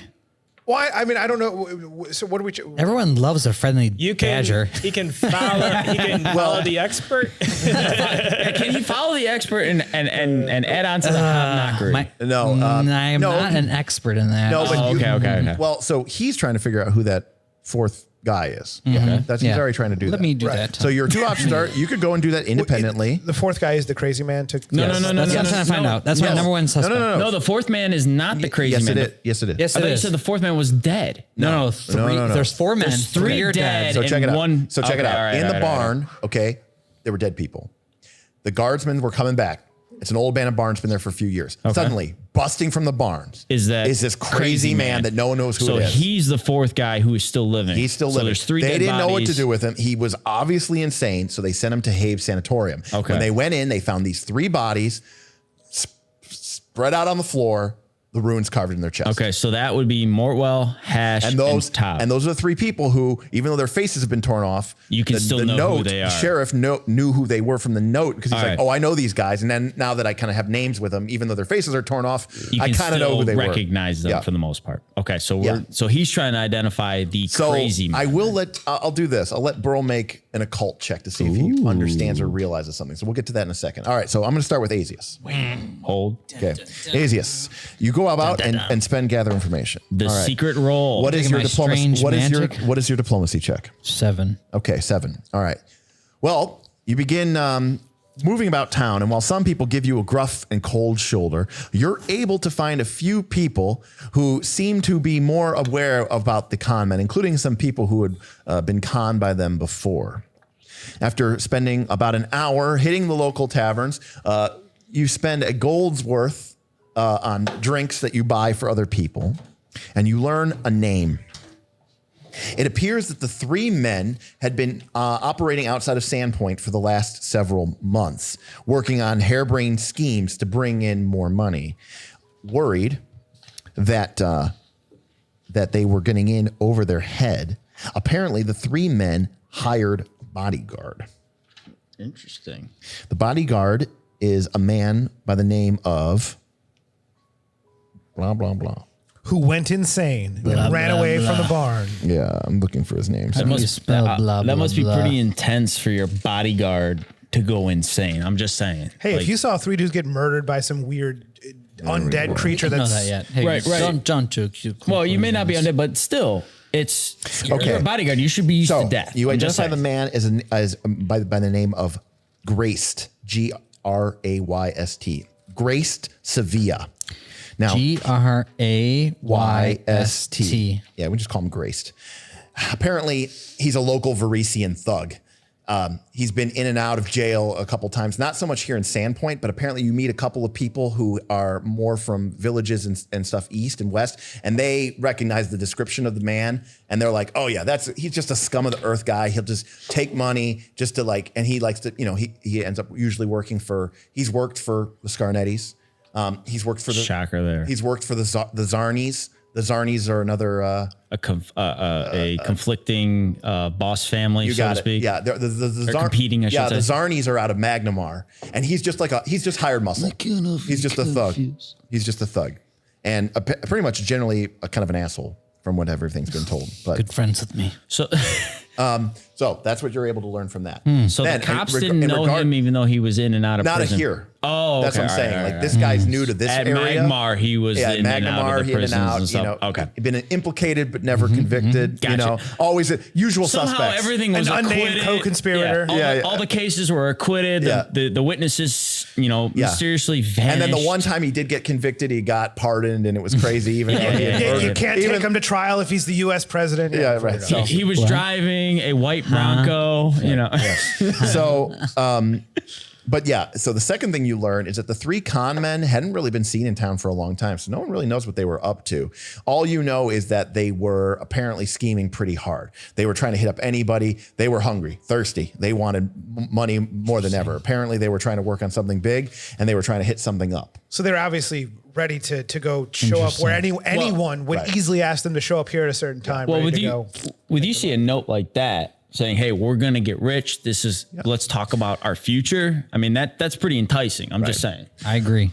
Medicine check.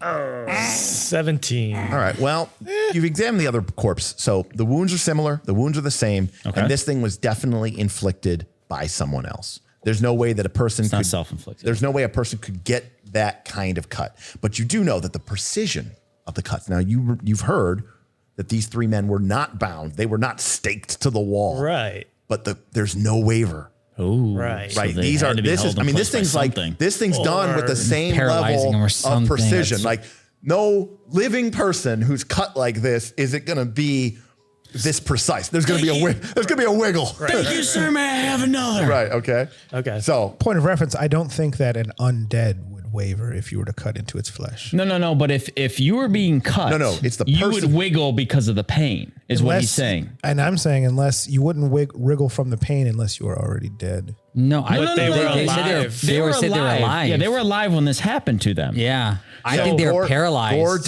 Gore did a medicine check and he could tell that the wounds were made before death. Oh, I don't understand medicine. The coagulation of the blood. Yeah. I mean that's all actually a green. real thing. They do Yeah, know that under is certain- very valid. That is All very right. valid. So, the last thing, Matt, I want you to yeah. Oh. Sorry. Oh. But wait, I there's don't more. know.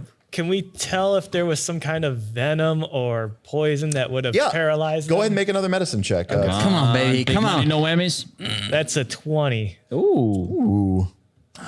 Success, but not All a right, crit so- success, I would assume. It is not a critical success. It is a success. So I'm going to say that you're able to perform a little bit of a examination of the blood. He tastes it. You don't see any sign. You don't see any sign of discoloration in the wounds. The only thing you do notice, however, now that you're very closely examining the wounds, Does it smell bad? is they smell bad. Ooh. Now, far more than the stink of them being dead for 2 days, the wounds of these men have a very powerful aroma. And because you almost passed out from it before, you recognize that it's the same aroma that you got off of the chunk of bony flesh that from axe. the It's axe. that axe body spray. But Dun, dun, dun. examining the blood and having access, we'll assume with the town guard, you have access to the kind of proper kit that you would need for doing this. You're able to sort of, run a couple of tests, with, plus Azius is a craftsman. He knows poisons. And poisons too. Alchemist, You're a medicine. not a barbarian. Nothing. There's no sign of any sort of poison. These men weren't even drunk. There was no alcohol in their system at all. I would know that. That's, a shame. That's interesting. So then It's got to be a magic. I would think it would be a magical spell of some kind of but there's a smell. paralysis. There's a smell. Well, because the demon, so the dude who got hit with the axe, so when the guy attacked the mill and killed the two people, hung them up on the wall, he Yes. got hit with the axe, stinky. But now keep in mind undead. that was after these three had been killed. So it happens in reverse order. So then the same thing put some sort of mind control on these three con men, tricked them in there, paralyzed them or tricked them into thinking some mind control, then cut them up with the same thing, leaving the same But the smell is coming from the guy, right? From so you're thinking the perpetrator. Yes, exactly. Yeah. So something from him, exactly. His flesh being But him it's and undead. It's a human-like claw attack that's coming from this person. that is and that a has sword. a wretched smell. And a sword. Something. Well, right, and but, he's either- that is a razor blade, that is an yes. important thing. The really precise, almost scalpel like Correct. wounds. It's extremely those sharp. don't smell. So those okay. So So, it's just the attacks it's on coming the from bodies. It's coming from a claw-like.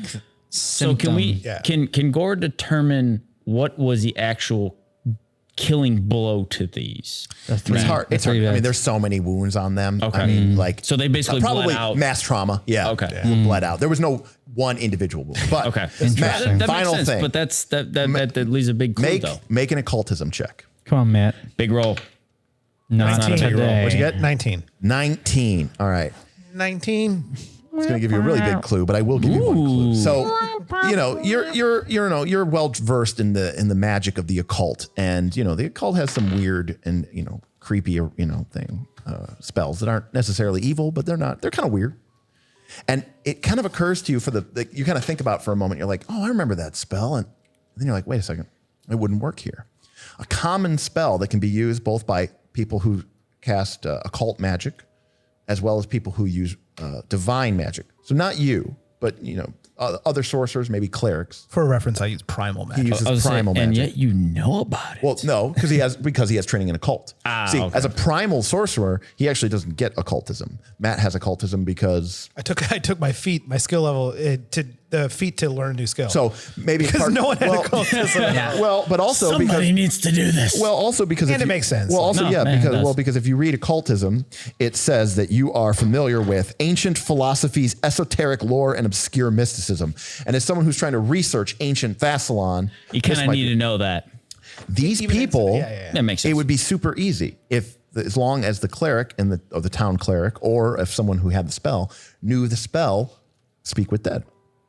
Oh, It lets you animate. It doesn't animate a corpse. It just sort of Lets gives you it- talk to It him. gives it like a pseudo intelligence, and it can like basically talk to you. that but would only be very, if very key right here. the skull and the jaw are intact. So whoever did That's a this clue. did this on purpose. Yeah. Because they then they knew could what they not were doing. talk about what they were doing. See, this Exactly. goes back to that mafia thing where they're cutting out the tongues. I'm just Yeah, because saying. someone is from an occult perspective is cutting out their tongue so that Correct. they can't speak. Yeah, what they're yeah. doing. It's a magical cutting Yeah. out So, their tongue. it's basically very the, interesting. the mafia occultism. yeah. Something like that. At least it looks like that. Yeah, it looks could, like that. It could be a framework, It looks like how like that. somebody is trying to frame us for these murders. Right. Or Gorre. Or just Gorre. Gorre. Gorre could just been. Or Azius. All right. So he didn't join the pack, whatever that is. So we got to figure that out. So you guys have learned a lot, but you've learned the identity of this man. So I think it goes without saying that your next step might to be to visit travel this and meet this, because this seems to be the only person At the Hob. at the Habe Sanatorium Habe. Correct. who may know who actually saw something. And would have potential information And as potential long as information. he's calmed down and we can extract that out of him. And as you are now deputized by the sheriff, you have the authority to go and do that. So next, next time, we're going to watch the Knights of Last Call head to Habe Sanatorium, where they hope to be able to get some information from Graced, the Varisian thug who seems to have perhaps survived the attack from whatever this creature or being or person is that's committing these horrible murders. Meanwhile, although they do not know it yet, the clock is ticking, and the next murder is imminent. Time is of the essence of the Knights of Last Call attempt to prevent more of the SKINSAW murders. Ooh, SKINSAW. Yeah. So join us next it's official when time we get to for continuing investigation into the mysteries surrounding this investigation. And we'll watch as the heroes try to piece together a puzzle. And then ultimately, can they stop this weird, strange, supernatural killer from committing any more of these heinous crimes? Because while these initial victims may have been only tangentially related, there are many in Sandpoint who are near and dear to the hero's heart. And it would be awfully tragic to see someone that they care and love about found dead with the rune inscribed in their chest. Protect the rusty dragon. All right, thanks a lot. Please feel free to like and comment if you enjoyed the video, and we'll see you next time. Thanks a lot, everybody.